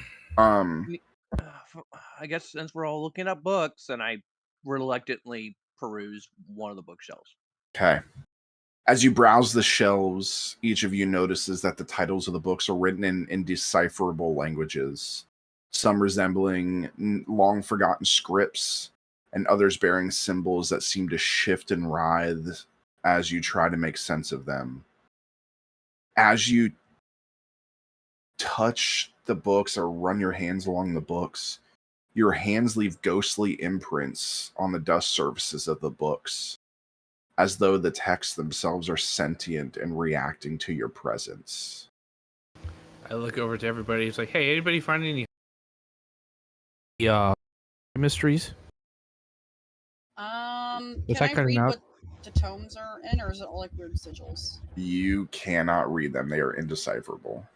Well, we had to look at the books.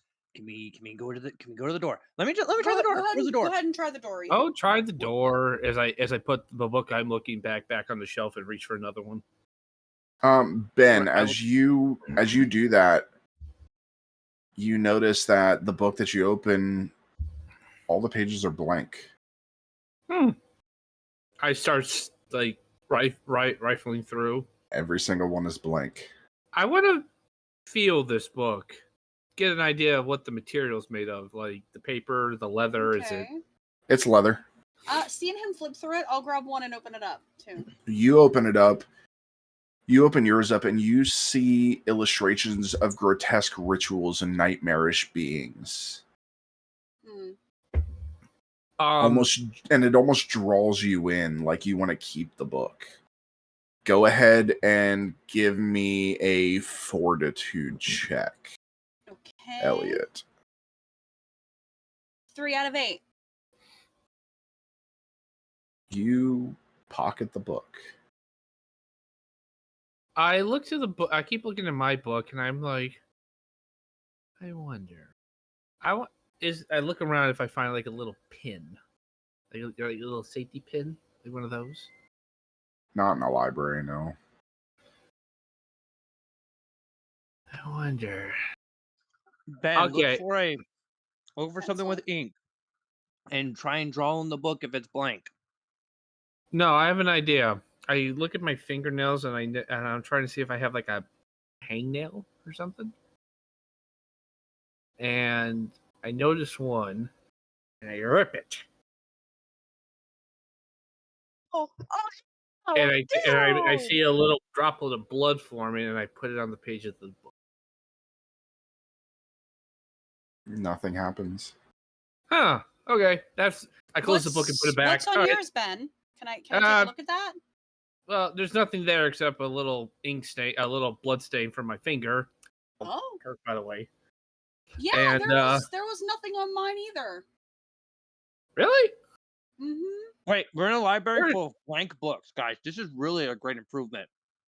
I look around for the door to see if we can get us out. Okay. You do find the door past all of the books, and it will lead you into the next room. I also want to see if there's like a librarian's desk or something, like a little desk. This is more of like a personal library. It's huge, but there is nothing like that. It's more like a study kind of thing. So there's no writing desks or anything like that. No. So I go run up to the door and try and see if it opens. It opens. Guys, we can go. Oh. My bad. No, you're good. Okay. We're so good. Ethan, I hate this. I think we could take a break here. There's just seems to be a bunch of weird, messed up books, but there's no ghostly people dancing or twisted, corrupt priests or congregation. See this door, guys. We can go. I agree with guys, Ethan. let's go.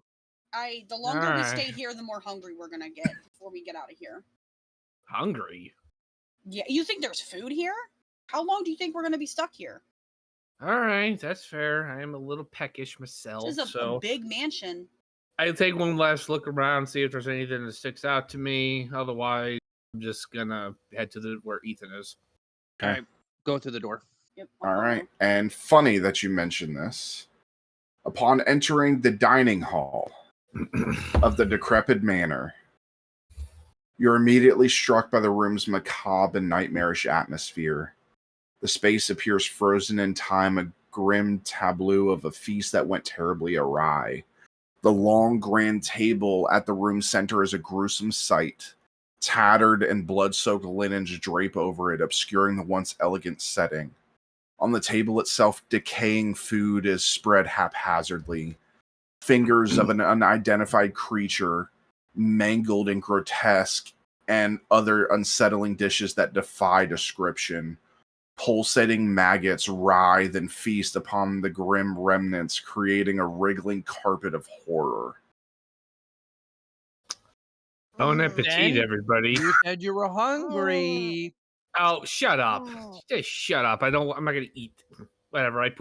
I look around. I want to look around and see if there's anything else, like anything else in the room.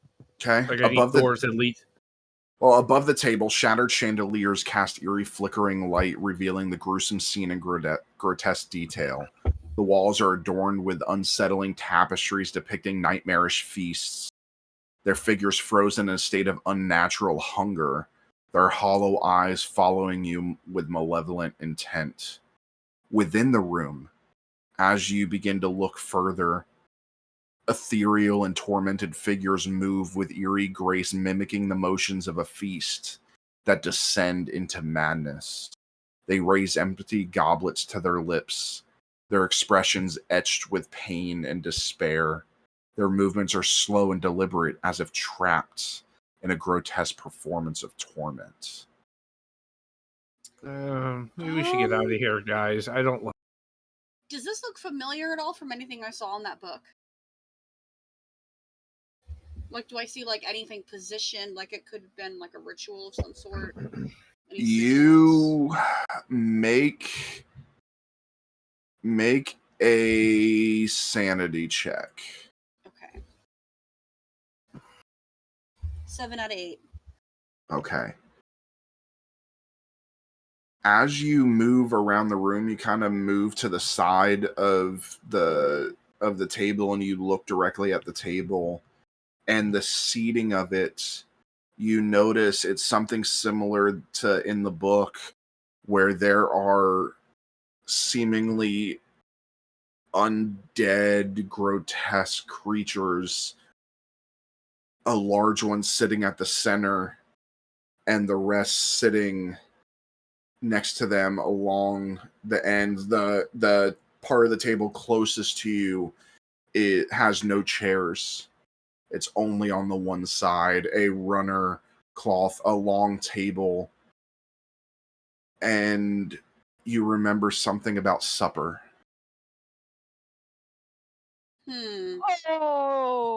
Oh no. What? Last Okay. Supper. Oh. See if the next door works. There is no door. Okay. This is So great. that's all that's in the room is a giant. There's just the one table, and then everybody's sitting on the one side, and all the feasts and the chandelier. There's like nothing on the other side of the table at all. Correct. Great. Besides Okay. food and stuff on the table. I looked at Ethan. Okay, so this leads nowhere. Let's go back into the library. No. Because we have to go back to the library. There was no other doors. And we have to go back out into the creepy hallway. Back See, out this into is the where creepy chapel. this shit makes me mad because I want to keep the book. So they're gonna take it from me if I show it to them. Probably, but I want to keep it. I'm gonna look because once you said supper, I made the connection to. I'm gonna look in the spot. See if I can recognize like somebody that could be representing Jesus in this scenario. You do. In this, you see at the center of the table looks to be some twisted amalgamation, almost what looks to be on the crucifix that you saw in the chapel. Hey Ben, What? this look like the Last Supper to you? I kind of take a step back as I'm watching the scene play out. And I'm Make gonna a sanity I'm gonna- check. Okay, and I'm gonna point at the guy that represents Jesus. 5 out of 10. It does. And as you think about that, Ben, you kind of agree that it does. Both of you seem to see these now come to life, where the food isn't all mangled and torn. The bodies still are, but the food is still normal food, and it looks like an amazing feast. But only Okay. you two, acknowledging the Last Supper, see this. We don't feel like we want to like eat it or anything, right? It's just there. It's good looking fucking food. Ben, don't eat it. I kind of jiggle. Hey, you my drank little... the fucking alcohol, so. And it was good, okay? It could have Why been would you wanna- arsenic. Why would you guys want to eat this food? This looks disgusting. Okay, it changed in appearance right in front of us when I pointed out that this looked like the Last Supper. Yeah, this looks like a pretty damn good meal. If That I guy had looks like seen... Jesus, but a Wait, messed and up version.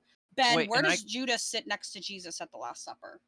I mean, there's never really a historical record of where he did. If we're going off that Da Vinci's painting, he's probably down a ways to the right. He was seemingly the one that was standing. Yeah. Oh, yeah, that's right. Yeah, God, because it's been so he's long. running towards the door. He was the betrayal. Yeah, but realistically, nobody really knows like the seating arrangement. It's not like there was a record. Go ahead, Ethan. Yeah. No, wait. So this is like the Last Supper? And Yeah. as you say that, you begin to see the food transform. Okay. Okay. See I'm what gonna we're state saying? it again in case it jinxes any of us to think that we want to. Do not touch the food. Kara, I'm not- as they say the Last Supper, you then see the Last Supper. However, Yeah, no. Ben, something's different from what you learned. You all stand there and watch in awe. The figure at the center speaks. Welcome, my guests, to this unholy communion. Mm. A feast of despair and temptation. Behold. And they're looking at you as they say this. Behold the grotesque parody before you. A twisted mockery of a sacred event long past. I am not the savior you expected, but the harbinger of your darkest desires. As you gather around this table, know that you have entered a realm where the rules of reality have been shattered. Here the bread is not of this world, and the wine flows with the essence of your deepest fears. I am not the shepherd, but the wolf in sheep's clothing, the embodiment of the forbidden fruit that beckons you. The world outside these walls may cling to its morality and righteousness, but within this dining room there is only the embrace of darkness. Tonight, we dine on the suffering of your own making, the culmination of your journey through horrors untold. Will you partake in this feast of despair willingly? Or will you resist, clinging to the fading light of your former innocence? But know this, there is no turning back. The choices you make here will echo through eternity, and your fate is inextricably bound to the horrors of this place. The grotesque Last Supper is but a reflection of the distorted reality that surrounds us, a testament to the darkness that lurks within us all. So, my dear guests, and he holds up a goblet, as do the rest. Drink from this goblet and consume this unnatural bread. Embrace the chaos that lies before you, for in this nightmarish banquet, you will find the answers you seek, and the boundaries of your reality will blur into oblivion. And he raises the goblets to his lips, taking a sip of crimson liquid. Sip. As you all just stand there in awe. Hmm. That's not the word I would use. I Faced with this, I am just like, oh my fucking god.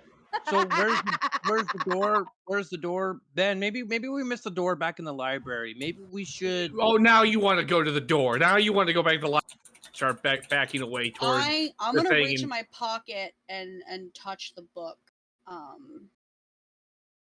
And I don't know. I feel like it's got to have something to do with this one.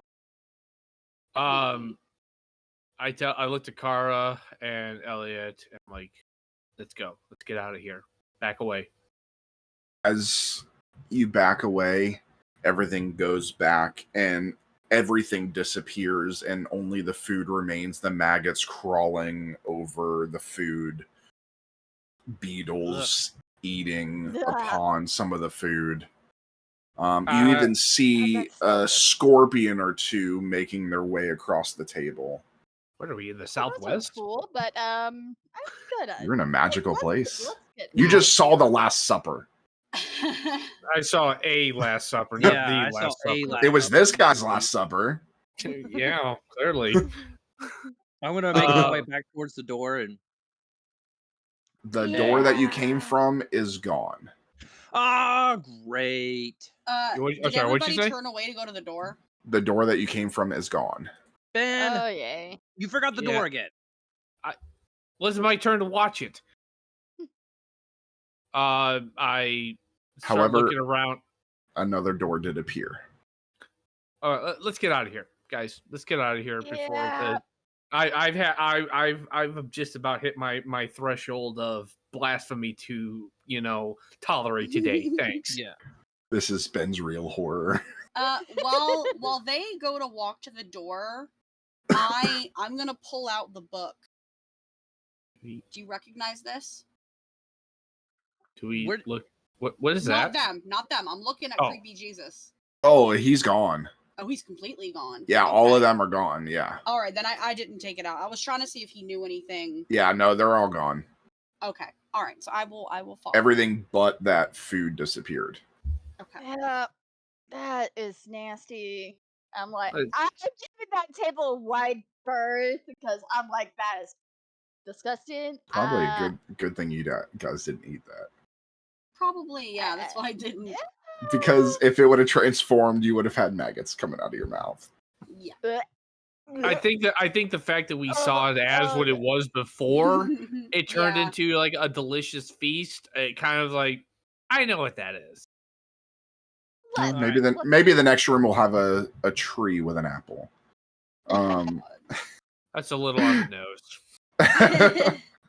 Two on the nose. I mean, it could be Idune's orchard. Yeah. Idrisil. Mm-hmm. All Let's go through the door. Yeah. So- let's go through the door.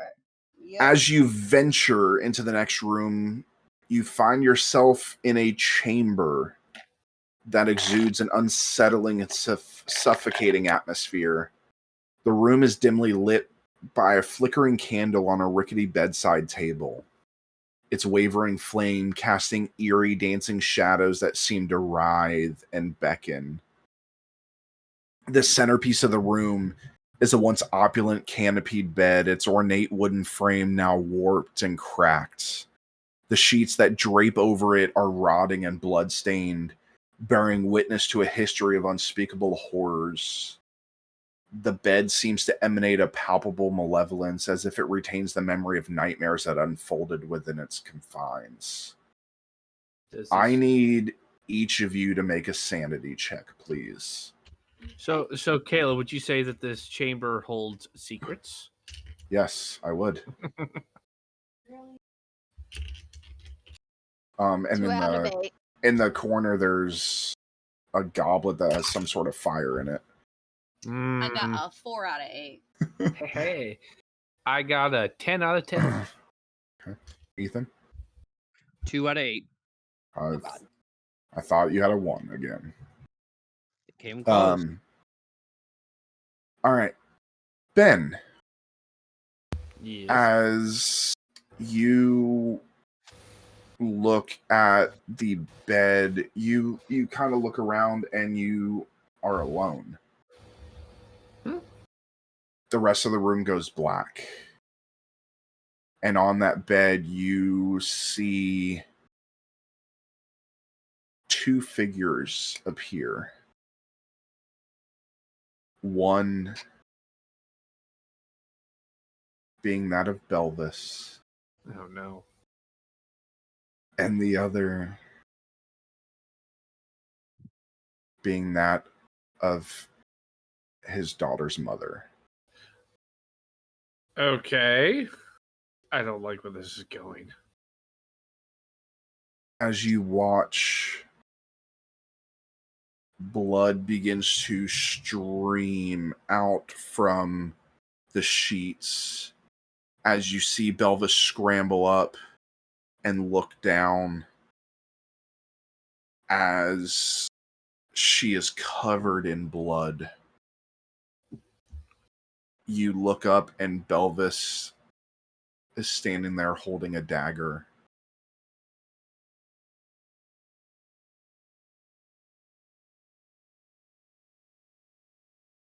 And you see him pick up a small fish child from the womb, and it disappears. I look around to see if Talk anybody. about a C-section. Really? This does not help, guys. This does not help.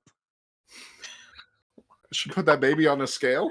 Yeah, it's Oh fucked my up. god. It's so fucked It's, up. it's Yeah. hilarious. Yeah. I look around and I God. just see if I'm back. If everyone's back. Is everyone back? They are, but they all have blank stares. Guys, as I like start like waving my hand in front of everybody, like hello, woo, woo, woo, woo. Trying to do everything to get their attention. Elliot, Yes. you look on the bed, and once again, you are alone, blackness surrounding. On that bed, you see two figures, Safi and Jay, the benefactor. You hear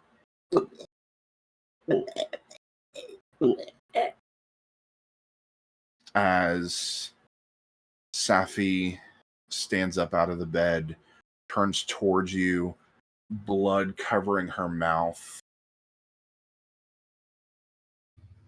And as you peer over, the throat has been ripped out of the benefactor, seemingly by Safi's mouth. Oh. As it disappears. And you are unfrozen with Ben. What the? You okay? Yeah, did you see something fucked up too? Maybe. So a C-section. How about you? Did you see something? Safi ripped the benefactor's throat out. I'm just gonna keep what I said to myself. Ethan. Blackness surrounds you as you stare at the bed. You too see two figures. You see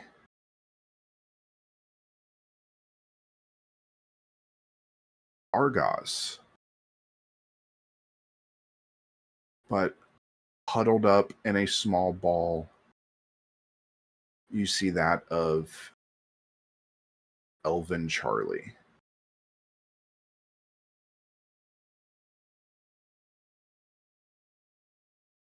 As you see and smell burning hair and flesh, as both of them light up in flames, and your vision comes to, and you are unfrozen with Ben and Elliot. I make a break for the bed and begin to try and just destroy it, disassemble it, whatever it is.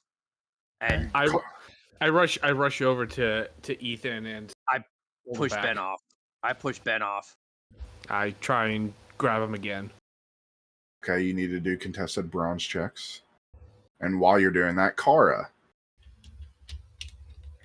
blackness surrounds you, and you see the bed, and you only see one figure. That of Bakira. Except something's different as you see a full moon, but no changes. Seemingly weeping at the fact that she is no longer a werewolf. You also see no captain's garbs. However, you see mementos on the bed next to her from each member of Misery's End. And you can guess that they all died and she failed them. As she disappears and you are unfrozen with the rest.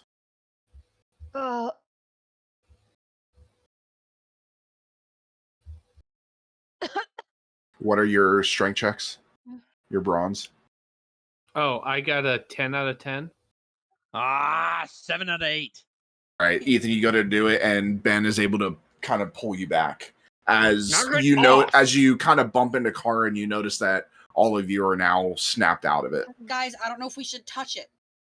That bed Ethan. was in my thing too. Knock it off. I don't know. It's I want to bad get out of here. news. Yeah. Knock it off. Keep your head together and stop acting irrationally.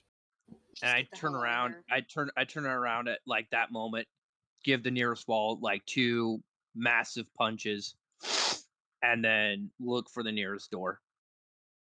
Okay. I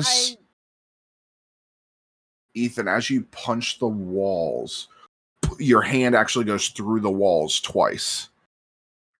And you kind of pull out, and as you kind of look into it, angrily looking at the holes that you made, you see a door behind the wall. I jump through it immediately without telling Or anybody. you would have to rip down more of the wall. Oh, I should start ripping into the wall then. Okay. I go over to Ethan and I was like, "What are you doing?" There is a And- door here. I look, it's like, "Oh shit, there's a door here." I start helping them pull the plaster I'll off. Yeah, let's get out of this room. All right. And eventually you guys are able to break down the wall. Ben, why'd you have to put the door behind here? I didn't do anything. You think You're I'm in charge of the door. The door. Funny. I push him aside and I open the door and step through, or try to open the door. I push him, and as soon as he pushes me, he takes a step towards it. I push him in. The hidden passage beyond is bathed in a dim, pale light that seems to emanate from the very stones themselves. The narrow corridor winds and twists like the bowels of a labyrinth. Its walls lined with ancient, dusty tomes, each bearing cryptic symbols and indecipherable texts. The air is thick with the scent of aged parchment, mingled with an undercurrent of something faintly sinister. As you move and progress deeper into the hidden passage, you notice that the passages branch off in bewildering directions, forming an intricate network of hidden chambers and concealed secrets. Some doorways are ajar, revealing glimpses of eerie chambers filled with artifacts and relics. Others remain sealed. There are doors that you can enter if you wish. I take the lead. I take point. As I'm going down the hall, I go to the first door that I see that appears to be open, and I very carefully kind of beckon to everybody to kind of like just stay there. And I kind of push the door. I try and push the door open as quietly as possible, kind of like peer in to get a better look inside the room. You see a library, different from the one you were in before. I Hidden, smaller. I look over at everybody. Looks like we have a smaller library. No. Let's go. Let's go and check it out. All right. There may be And another. actually, with Ethan on this, I am done with this place. Like we should. Why are we making pit stops, guys? Like It stops. For all we know, this is the way we have to go. a library, a library, a library is the ticket out of here. Yes, a library. Let me just. I want to do a quick scan inside the room if there's another door or anything else. Can't really tell until you step inside. Ben, who's ever put a back door in a library? Like, hey, I'm gonna go outside. I gotta go through the library. Let's go outside. Go through the library. Batman did. He did. That's how he. That's where he was. That's where the entrance to the Batcave was. Do you think Batman is here? I hope he is. I hope he is. He can help us get out of here. Ben, if you want, go through the library. Go have fun. Just look at books. I'm just gonna look inside and step out. That's it. I'm not gonna go in. Then go in. I don't care. While you go look through books and waste time that we can be using. I'm not looking through a book. Then shut the door and find another door. Just stand here in the doorway and let me walk in real quick and see if there's any kind of passage leading out. I step into there and just take a quick look. Elliot, give me a sanity check. Okay. My first crit fail. Okay. The book that you took draws you into the library. I don't say anything. I just go in. Yeah, and you will not listen to anybody that tries to stop you. Elliot, I got this. We're not. No, I'm going in. Let me go in. Fine. Guys waste time looking through the library. Go. I'm just gonna go find another door, and I head down the hallway looking for another door to go through. Because splitting the party is so smart. I'm not splitting the party. The other people would come out of the library. Let's go. Just wait 2 minutes. And 1, 2, done. And I head down. That's 2. I shout back to him. That's 2 seconds, and you know it.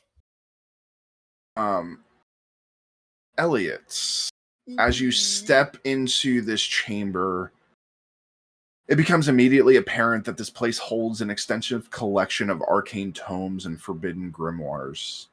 The air is thick with the scent of aged parchment and a faint hint of something malevolent, as if the very knowledge contained within these books carries a dark presence. The shelves are lined with ancient leather-bound tomes that seem to radiate a sinister aura. The covers bear cryptic symbols and intricate designs hinting at otherworldly knowledge contained within. Some books have pages that appear almost organic, as if they were created from some unholy material.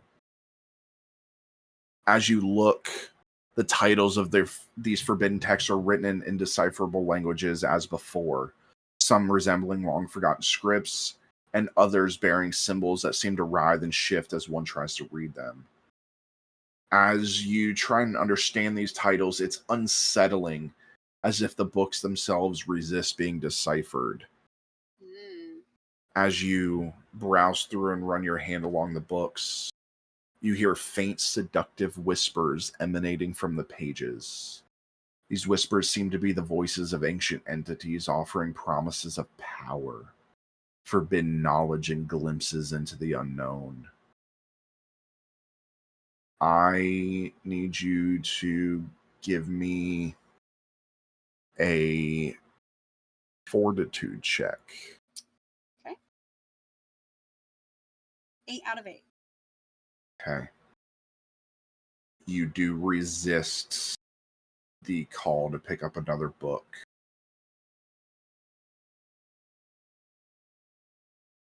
But you may still pick it up if you yourself desire. I'm going to look, now that I'm temporarily out of its spell, I'm going to look around and see if there's another door in the room. You look around. There's no doors, anything like that, but a book does catch your eye. There is a book that has a familiar symbol on it. Symbols that in your mind, none of you have really noticed them but they have been seemingly in the background of various places, whether embedded in the walls, shapes of chandeliers, the way they cast light onto the ground, these hidden symbols. There is that symbol that is on the spine of one of the books. So my immediate thought is this could be the key to get out if I'm seeing this symbol everywhere. If I figure out what ritual in this book is related to the sigil, maybe I can figure out a way to break whatever ritual we're stuck in. So I'm gonna do the dumbass white people move here and pick the book up. Okay. You take the book. Nothing happens when you take it. You do feel a little bit of a malevolence, but you're not sure if it's the book or just being in the library. Again, on the front of it, it's just that same symbol on the front of the book. You may open it if you wish. I think I take a deep breath and I do. Okay. As you open the book, dust kind of flies out. The words begin shifting and changing and flipping until they begin to form something legible. The history of the decrepit manor.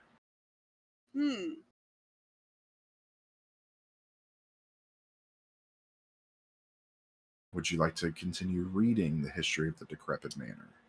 I think I would. Okay. So you flip the page. Again, the words that were all scrambled begin to form paragraphs, sentences.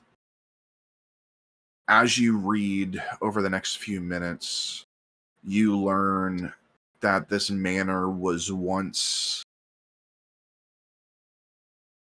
the manor of a royal. That this man had all the money in the world, built this place from scratch, from the ground up, put all of these things in so he would never have to leave this manor. A little bit of a hermit. And he would have church services here with all of his guests or his employees that worked for him. But something happened. His child got sick. This child got some type of disease. It doesn't really say what kind, but based off of symptoms and things like that are described, you can probably guess that this child probably died of tuberculosis or something similar. This man, desperate, tried all of the natural remedies possible to save their child or bring their child back, and nothing happened. So they employed a priest to work as a cleric and reach out to God to bring this child back. This man, this owner of this manor, being a religious man, trusted this cleric. However, this cleric had their own ideals, their own thoughts, their own wants and desires. And instead of performing the right rituals, they used the boy as a sacrifice to a dark entity. A portal was opened, and a demon stepped through. The description of the demon seems very similar to the demon that you have come across. Baphomet. Yes.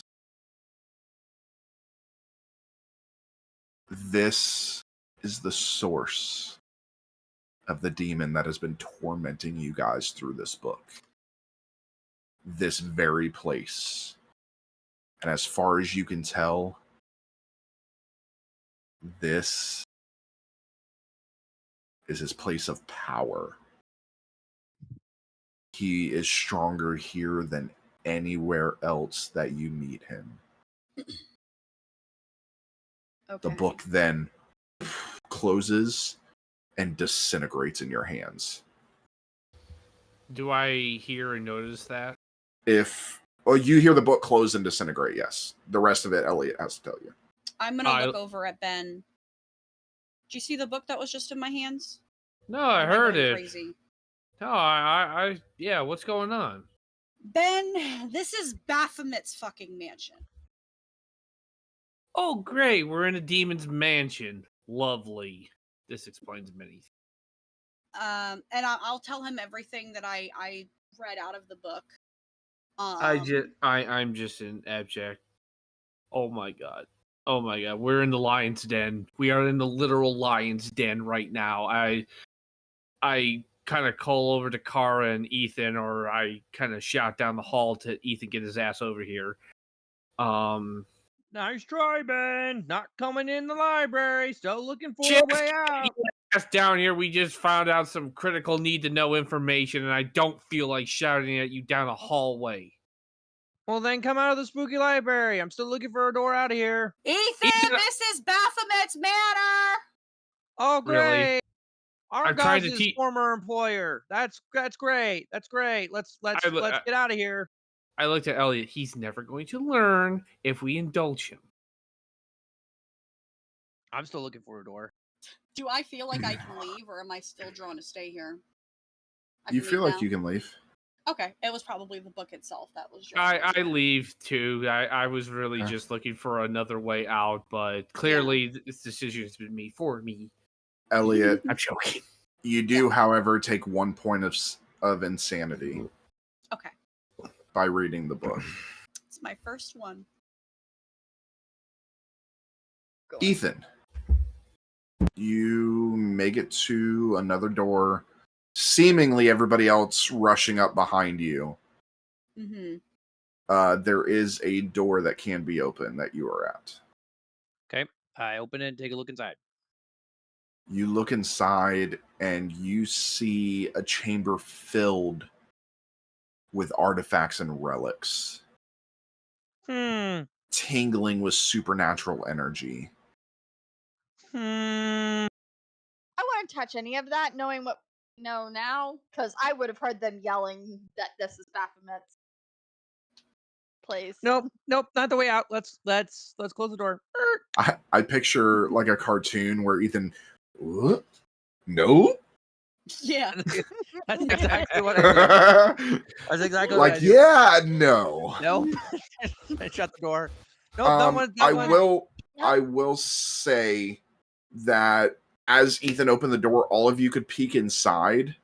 Mm-hmm. Everybody give me fortitude checks, including you, Ethan, to resist the urge of going in. 3 out of 8. Demons are just 5 gonna out have of a 10? lot of fun with me, apparently. Okay. 7 out of 10. Okay. Did you get a 1? 1 out of 10. That's what I get for not being a believer.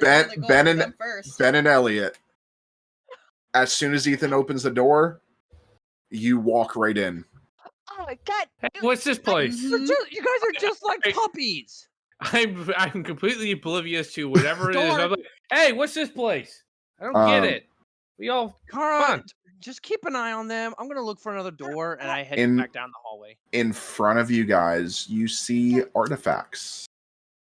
You see a mirror, a dagger, an orb, a music box, and a figurine. And I will say, are you in there, Kara, or are you staying outside? Oh, I'm staying outside with the door open. Okay, I'm so just you saying, don't can see the touch. orb. That orb, the description of it seems very familiar to you. Do not touch anything. Do not touch it. Do not touch it. I go for the dagger. God, I'm trying to stop him from touching it. Give me contested brawn checks then. While they're doing that, I'm Oh, gonna see if I God. see anything like a ritual in the book that's got all these Oh, items. shit. It That's does not. Okay. Each thing does something different. I rolled a 7 out of 8 for the brawn. I rolled a 2 out of 8. Yeah, Ben kind of breaks free. You're going for the dagger? Yes, the He's dagger. trained Okay. military, so that tracks. So Honestly. this is called the Whispering Dagger. A seemingly ordinary dagger with an ornate hilt. As you grab it, it begins to whisper malevolent suggestions and dark secrets into your mind. I drop it. You can't. I told you not to touch the thing. As In soon your- as I in hear your Laura in yell your that, head- I walk back. I walk back to the door and just puppy. You are a literal puppy, Ben. I'm Ben, trying to like throw it. in your head, you hear, I need blood. I don't hear this out of character. Oh, great. Oh wait, I actually see. I know what this is trying. Give me a sanity check. Actually, no. Give me a fortitude check Fortitude. to resist. That is the same as my sanity, so that is 10. Oh, 10 out of 10. Okay. Nice. You are able to resist, but you do not want to put the dagger down. You can place it on your person, but you do not want to get rid of it. It's fine, guys. It's nothing wrong. I'm Ben. just Put the creepy dagger down. What are we gonna protect ourselves with? Your fist? I will Not a say, magical dagger from Baphomet's Elliot's- house. I will Elliot's say dark jokes. that you can get rid of the dagger by taking 3 points of insanity. I mean, It's up to you. Ben. You guys don't know what insanity does at this point, so Yeah. We don't. So I'm not gonna touch it, but I want to look at the mirror and see if it's labeled. I'm just gonna hold on to it's in my belt. I can pass as a pocket. okay. The mirror doesn't have a label on it, but it's a mirror that, as you look into it, it begins to show you distorted and unsettling images of yourself, visions of your past, things that went wrong. Ooh. Nothing good. Yeah. So, That's the Right, bad yeah. news mirror. yeah. Yeah. It's the what? well, It's the what? Bad news mirror. It just shows you all the bad stuff that's happened. Oh, thanks. My own memory's fine enough. You need a visual description. Yeah. Ben. I ain't looking That orb into that looks mirror. familiar, doesn't What, it? though? Elliot? What, Ethan? Yeah, Sorry. we do not need that orb. We do not need that orb. I'm pretty sure that orb is one of a couple of orbs, and Yeah. The mirror is E- bad. No Ethan, need to- Yeah. you see a figurine in there that is very similar to what you saw when you woke up. Oh crap. I like walk in there, and I walk right up to the figurine and say, Ethan, what are you doing? darn it, and I grab the figurine and I start looking at it. As you grab it, give me a fortitude check. Oh, but I'm the puppy. like seriously, no. Welcome to hell, Kara. This is your real torment. Yeah, no shit. That Everybody would be out of a 10. It's what? Out of a 10, I got a 3. Oof. Oh my god. You feel like you're being watched and scrutinized by unseen eyes. As you move through, you're not sure what's going to happen, but you cannot put the figurine down unless you take 3 points of insanity.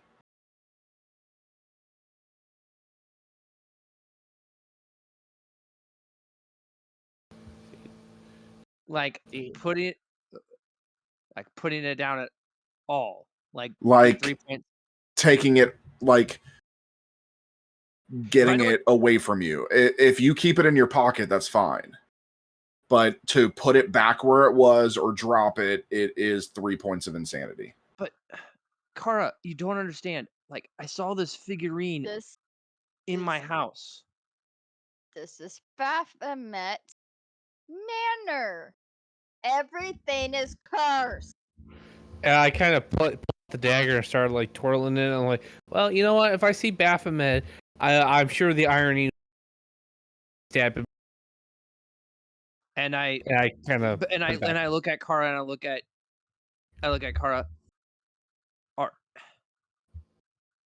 Kara, I saw this figurine in my house. Do you really think I should put this down?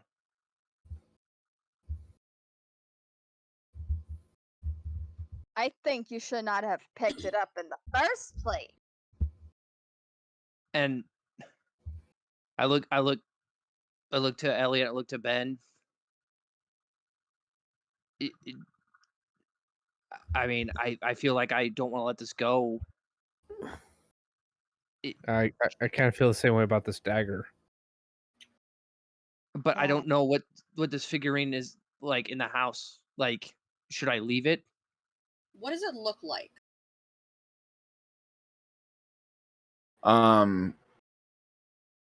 It's just a shrouded figurine of either an ancient deity or a monstrous entity. Looks like an evil god idol. Ugh. This is gonna suck, but I'm gonna put it down. Okay, you take 3 points of insanity. Doesn't seemingly do anything to you at this point. I kind of pull out the dagger again, and I really look at it, and I'm like, I actually just I'm not even really looking. I throw it away. As you throw it right back to the pedestal. 3 points of insanity. Okay. I'm like, you're right. There's nothing. No good comes from this room. And Exactly. I'm keeping my book. Okay. That they don't know exists yet. Okay. We don't know.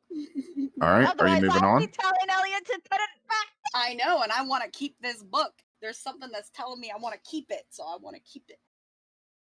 It's like enthralled me or something. Let's get out of here and try to find an exit, like we originally were, Ethan. Yeah. Yeah, Ethan. Wait, what? Ben. Sorry. Wait, what? Nothing. I'm gonna look for a door. We are finding an exit. Okay.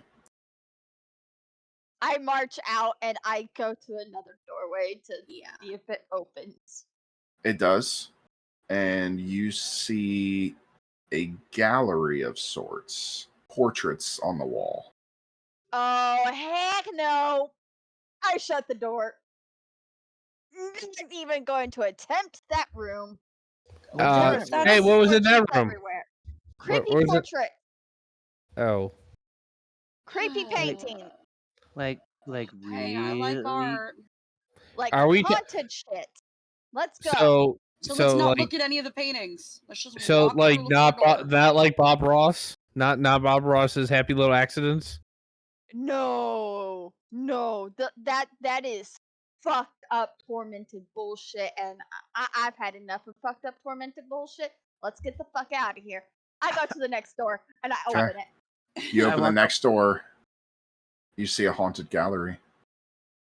Oh, son of a I walk up. I walk up to the first door that Kara left, and with like this really sad look. We can't go in this one. Like just like messing around with the handle. We can't go in this room.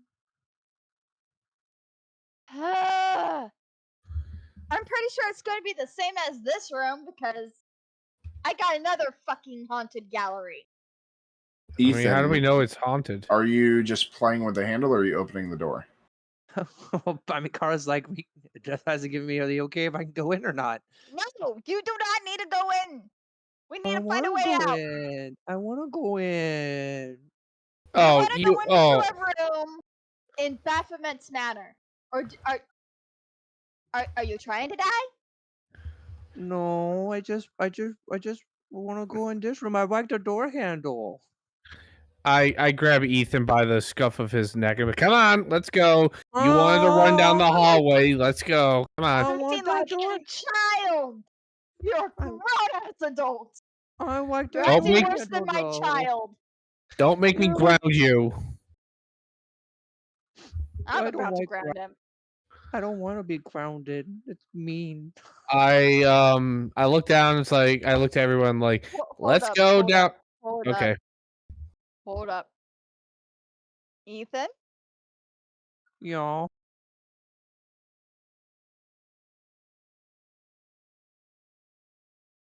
Are you okay? I just really want to go in that other room. I like that door handle. Ethan, why are you talking like a baby? I'm not talking like a baby. I just want to go in that other room. Ethan? were- I kind of take a step back from him. I'm really looking him over like, Ethan, why are you speaking like a child? I just really wanted to go through that other door. I really like that door handle. And I just really wanted to go in that room. I really feel like that was the way out. Can we take a look at it? Ethan, get a hold of yourself. I looked at Elliot. Elliot, give me some help here. I just nothing, and I'm like, Ethan, snap out of it. Just okay.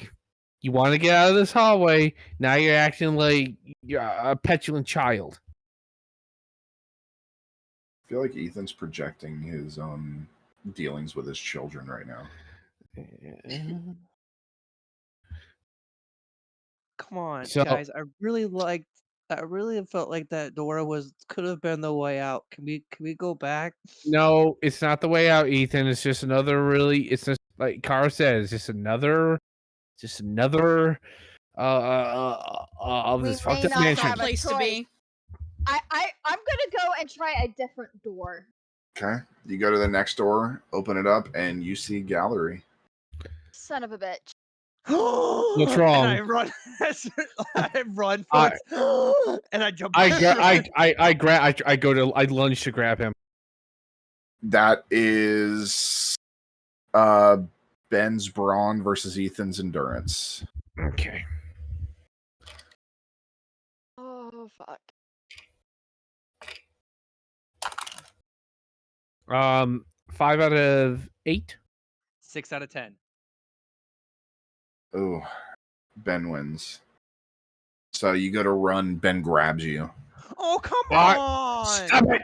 I turn him around and I backhand him. Try and knock some sense into him. Look what you did, Ben. You Hey, This I'm place not is- saying let him go Ben, in there. Ben, I'm just wait. saying. Wait. Hold up. This is the third door that I've opened, and I've seen the same thing 3 Are you fucking times. what Which the means we've got to go into the fucking. Kara, give me a fortitude check.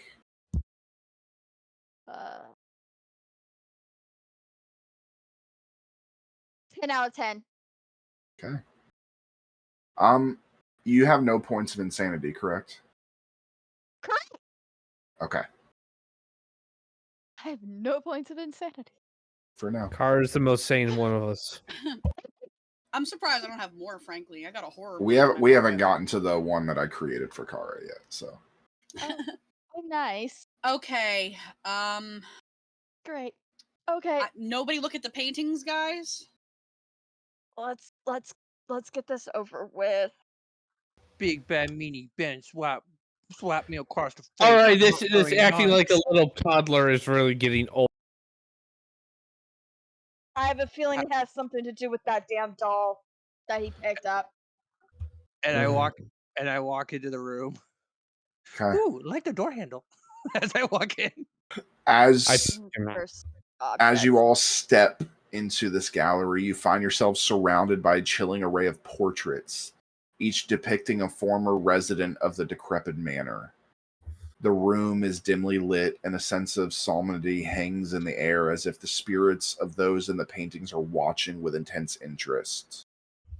The portraits lining the walls are painted in exquisite detail, but their subjects bear solemn, sorrowful expressions that seem to mirror the sense of despair that pervades the manor. The eyes of the painted figures follow you with an unsettling intensity, as if they are pleading for release from their painted prisons.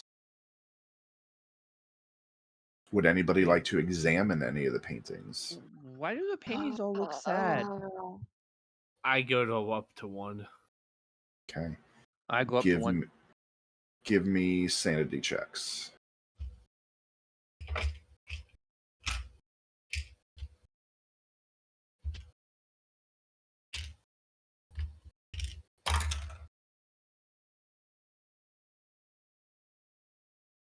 Bitch. 2 out of 10. Okay. Ethan?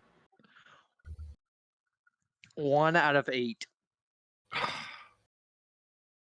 Oh my god, really?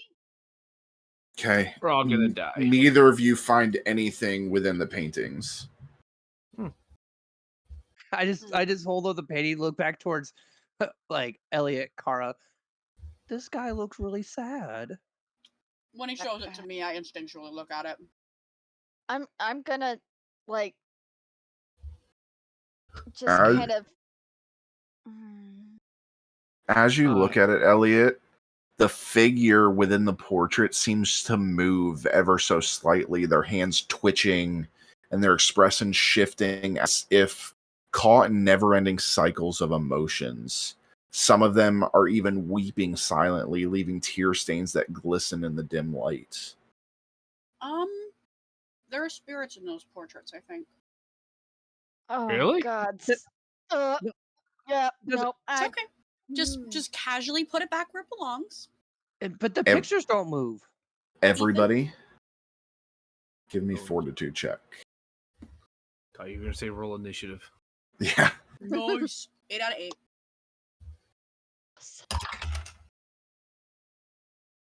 6 out of 10.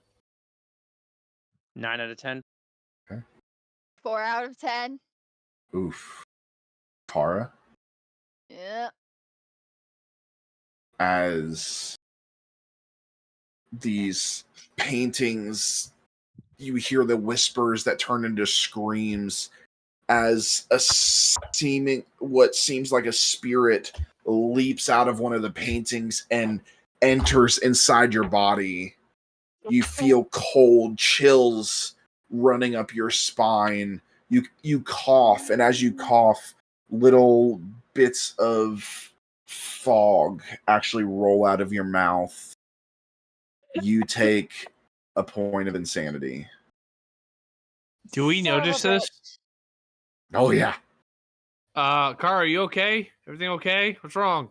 Yeah, what's going on? That was a spirit. That was not Oh. fun. Yeah. Are you Kara? Are you still Kara? As far as I'm aware, yes. But I look at the painting and look back towards Kara. You bad painting, and I start shaking it and slamming it on the ground a couple of times. Okay, give me a brawn check.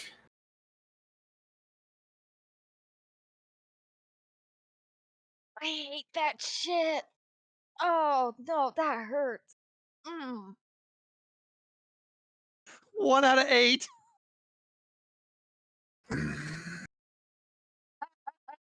You, Ethan. it won't break. It just keeps holding on. However, a piece of paper falls out. I go Pick it to. up. I pick it up. You're... Okay. You pick it up. Would you like to? It's folded. I Hmm. I like like in the middle of the room. I like throw the painting aside. Like you hear a oh, and like you see me kind of like huddle in the middle of the room, like unfolding this piece of paper as I Okay. like look at it. Ethan, what are you? I'm gonna look for What do you rope do? so that we can tie a baby leash on Ethan. Okay. Yeah, that's probably a good idea. Ethan, you read this. This seems to be a letter. Seemingly from the original owner. The letter is a lot of babbling, but with your insanity, you can start to understand it. And basically, if anybody else were to read this, they wouldn't understand it. But with your level of insanity, you read and you find that this letter states that every room must be visited, every action must be played out, and everything must be endured to make it through, to reach the final room. Oh, dang it. What is it, Ethan? Oh, we gotta see every room and do all the things in those rooms, make sure everything is done before we can reach the final room in order for us to get out of this house. Oh, son of a bitch. Right. Okay, I'm just gonna address the elephant in the room. Why? I'm saying this to Elliot. Why is Elliot? Why is Ethan acting like this? All right, he It touches hasn't that moved at all. doll. Let's go. I think we should go back and try and see if we can like restore Ethan to like normalcy. Because I'm gonna tell you right now, if he I keeps don't acting like think this, that's possible until we get the fuck out of here. I mean, Yeah, I the mean, only it thing I could says say is try to break it, but it says I doubt on it. this piece of paper that we have to go to every room. Nope. Yeah, this is gonna be fun. I go to All the. right, I walk out and I open the next door. Okay. Everybody Kara, where are you going? follows. Kara, Yeah. Kara, where are you going? And follow. I'm gonna kill All right. him. As you open the next door, all of you are seemingly sucked in. Oh shit! As you enter the chamber, you are immediately surrounded by a surreal spectacle. You witness Shit. spectral echoes of past events within the manor, replaying as if caught in a never-ending loop. These echoes are like ethereal, transparent images of the manor's former inhabitants, going about their lives in a distorted, dreamlike fashion. These visions are both captivating and haunting. At one point, you see a family enjoying a banquet in the dining hall. Their faces twisted in ecstasy in one moment and contorted in terror in the next. In another corner, a shadowy figure conducts mysterious experiments in a hidden lab, while a woman in an elegant gown wanders the corridors in perpetual search of something elusive.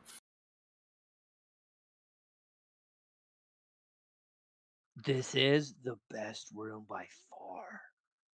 How do you figure that? Ethan, this is fucking creepy. No, but Yeah. can't you see, guys? Guys, this is what's going on in the entire house. Oh, Like, look. She's eating dinner. Look at her. She's wandering the house. And I just like plop around like in the middle of the ground. Wow. can you see if this is a Can we can we see if this is a layout of where? You can't. It's just random displays of activities that had happened. I kind of want to stay here for a little bit and observe. and try and take note of what we're seeing, so that maybe if we can kind of recognize it beforehand. Okay. Ethan, as you plopped in the middle of the room, the spectral image of the woman walking the halls walks towards you. And you're anticipating, you kind of like cringe as you anticipate the figure moving through you, but she stops in front of you. And she looks down. Oh, hello there. Hi. What are you doing here, little one? And you get the sense that she sees you as a child. Well, we ah, I don't know. I thought we were trying to we're trying to find the special room, the very special room. But um w- we came into this room and then we saw kind of everybody walking and then I just wanted to like see everything, so I just came and sat here. You're trying to find a special room. Uh-huh. What room is that? Shh, it's a secret. I'm good at keeping secrets. Oh, you are? Okay. Okay. Um it's the last room in this house.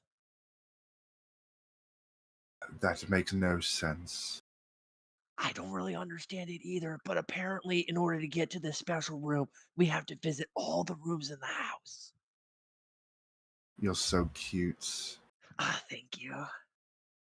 And she just kind of like pinches your cheek as she stands up and begins walking past you, kind of like rubs your head like a adult does with a child that they're walking away from. And she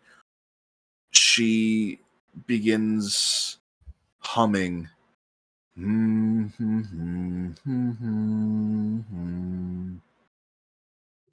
Oh, hell no. And she Wait, disappears. wait. Where did the nice lady go? That was. Oh, Did we hear the Hmm. humming? Oh yeah, all of you did. I kind of go. Oh, I that I go was out to the not a hallway. nice lady. what? That was I'm like, She was super nice. yeah, Ethan. She kept no. my secret. She kept my secret, guys. What's your secret? Okay, Well, let's go. our secret, where we had to go throughout the entire house and visit every room and do all the things in all the rooms to get to the final room so we can get out of here. That's secret. All right. Well, I think we've had enough of this room, Ethan. We need to go to another room. But we haven't done the thing in this room. I think you just did. Oh yeah? Well, where's the Yeah. door? Yeah, Where's the door? it's in the hall where.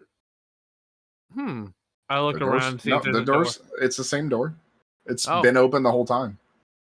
Ethan, Right we here, have Ethan. we just have to go down the hallway. So let's go to the next Oh, room. did the nice lady go out the door into the hallway maybe? Yes, the nice Maybe. lady went to the Oh, hallway. Let's perfect. go. I get up and run out. Nice lady. Like I go. running down, I charge after him and try and stop him. Oh my god. running to the nearest door I can Then find. the next door you stumble upon What? is a crypt-like chamber.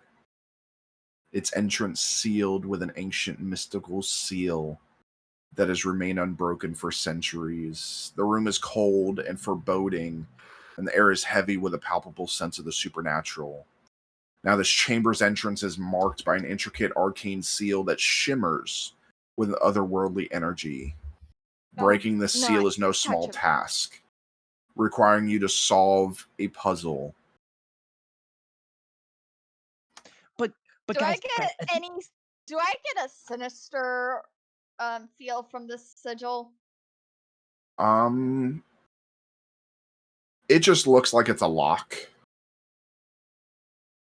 God, I think But But there, does it feel like it's locking something bad or locking something good? you don't know. There's a difference. I don't think there's anything good in this place. Elliot, the nice lady. The nice lady. Yes. Jeez. your book calls to you. I'm gonna see if it's possible for me to like slip away and hide around the corner. Sure. Then I'm gonna open it up. Okay. In here, it shows how to unlock this glyph. There is both a lock and a riddle. Do I know what the lock itself is? Like what the key to the thing is? It's going to show you clues in order to shows you different rooms that you have to go to in order to find the things to unlock this. Can I try to figure out which room is like the closest to me? You can. Do I have to walk that way in order to do it? No. Okay.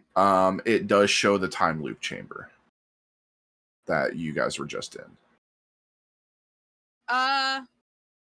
Guys, come back in here. And I'll But then- show them back but- to the time loop. I chambers. follow him. I follow. Go over there. But the nice lady. Elliot, I mean, Ethan, just follow us. Just trust me. We're never gonna find the nice lady. As I like grudgingly like follow after Ben and Kara. Okay. Elliot, Yes.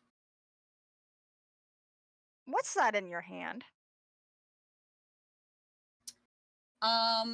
It's just that blank book from before, and I'm gonna close it and put it in my pocket. Elliot, let me see the book. It's not blank. You is saw it? You looked at a book earlier too. They But were if it's Yeah. blank, but if I it's step- blank, I that s- means that we can color in it. I Where's the take color? I take a step toward Elliot, and I'm keeping my voice in a Ben, very stop. mesh. Elliot. We are in Baphomet's Manor.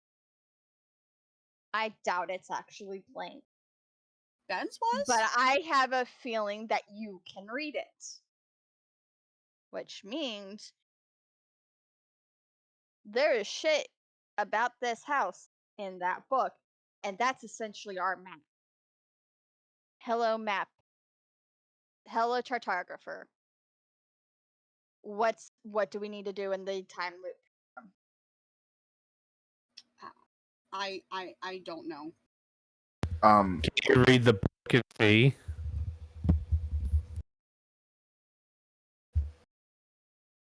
I'm gonna hold the book really tight, but I'm gonna open it. as you open it, as you walk into the time loop chamber, you see a recurring event involving a celestial phenomenon, a lunar eclipse known as the blood moon. You notice that during the eclipse, the moon's shadow casts a unique pattern of shadow and light on the manor's courtyard. Mm. And that's it from this chamber. Shadow in the courtyard. Okay. Do I still feel like the book needs us to stay in this room? No. Okay. I'm going to move it back over to the page that had what seemed like a map on it. Okay. And come on, guys. It wants you to go to the Forbidden Library, that library that you first went into, where you found the history of the manor. All right, guys, come on, and I'm gonna lead the way. Where are Yep, we going? We're gonna go to a library. Oh, Elliot Okay. has a map, so we can visit all the places we need to visit in order. Mm-hmm. But- and if you're good, I'll give you a Snickers bar. I don't want a Snickers. I want a coloring book. Is there going to be a coloring book in this library? I will Yeah. personally draw you up a coloring book when we get out of here. Yeah. Full of But you whatever you want. You have to behave. And no touching, Okay. please. As you make it into the Forbidden Library, the book leads you to a manuscript. As you read the manuscript, it contains cryptic notes from the former resident, mentioning a connection between the crypt and a recurring astronomical event, the blood moon. Okay. And that's it. You must figure out the connection with these two and how to solve the sealed crypt. Question, GM. In this script, manuscript, is there like a picture at all of like showing the events or anything like that?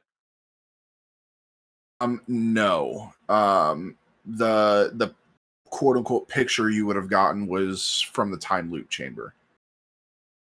You Okay. actually witnessing the blood moon. Yeah. Do we know where the crypt is on the map? You guys were just there. Yeah, It's that's the glyph. Okay. where the seal is. Where the nice lady went into. I think that's her room. We have to trigger a blood moon there.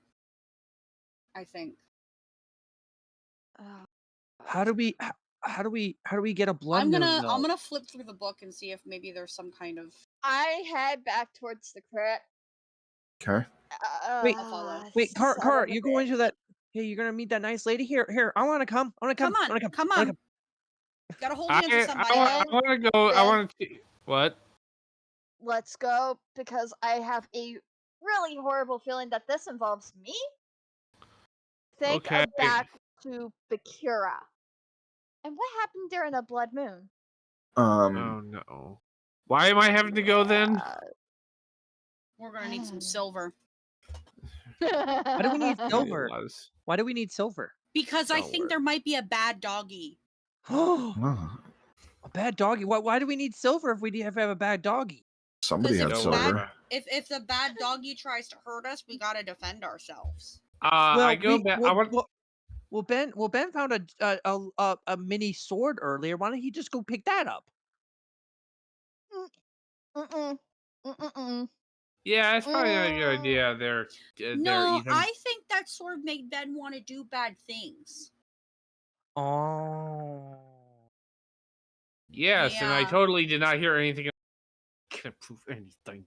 All right. So you guys get back to the door, and there are symbols on the door that seemingly rotate. And basically what I'm going to do here is I'm going to make each of you do checks to rotate the symbols in the correct sequence to open the door.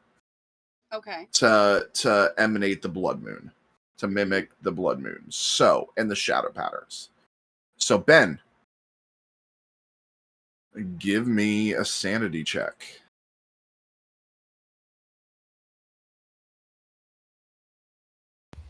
That'd be a 5 out of 10. Okay. Takes you a little bit, but you're able to move the first one, and it locks into place. I think I got it. Elliot. 6 out of 8. Okay. Takes you a shorter amount of time than Ben, but goes in. Ethan.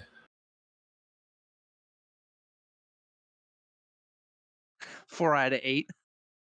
Okay. Takes you a little bit. You kind of stumble with it, not knowing exactly what to do, and it goes in, and you're just kind of shocked it actually worked. Kara. 5 out of 8. Okay. Last one. And it.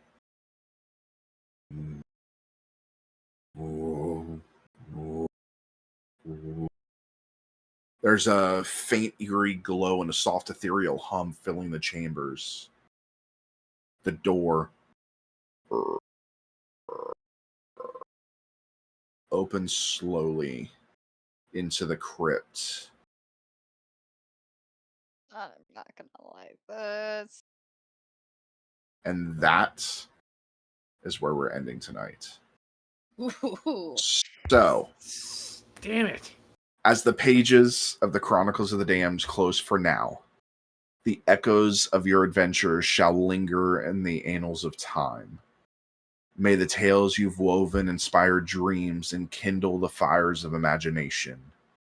Until we meet again, remember that the realms of wonder and mystery await your return. Farewell, brave travelers, until the next chapter unfolds in this ever-changing storybook. Safe journeys, and may destiny's embrace guide you onward. Good night, everybody. Good Good night. night.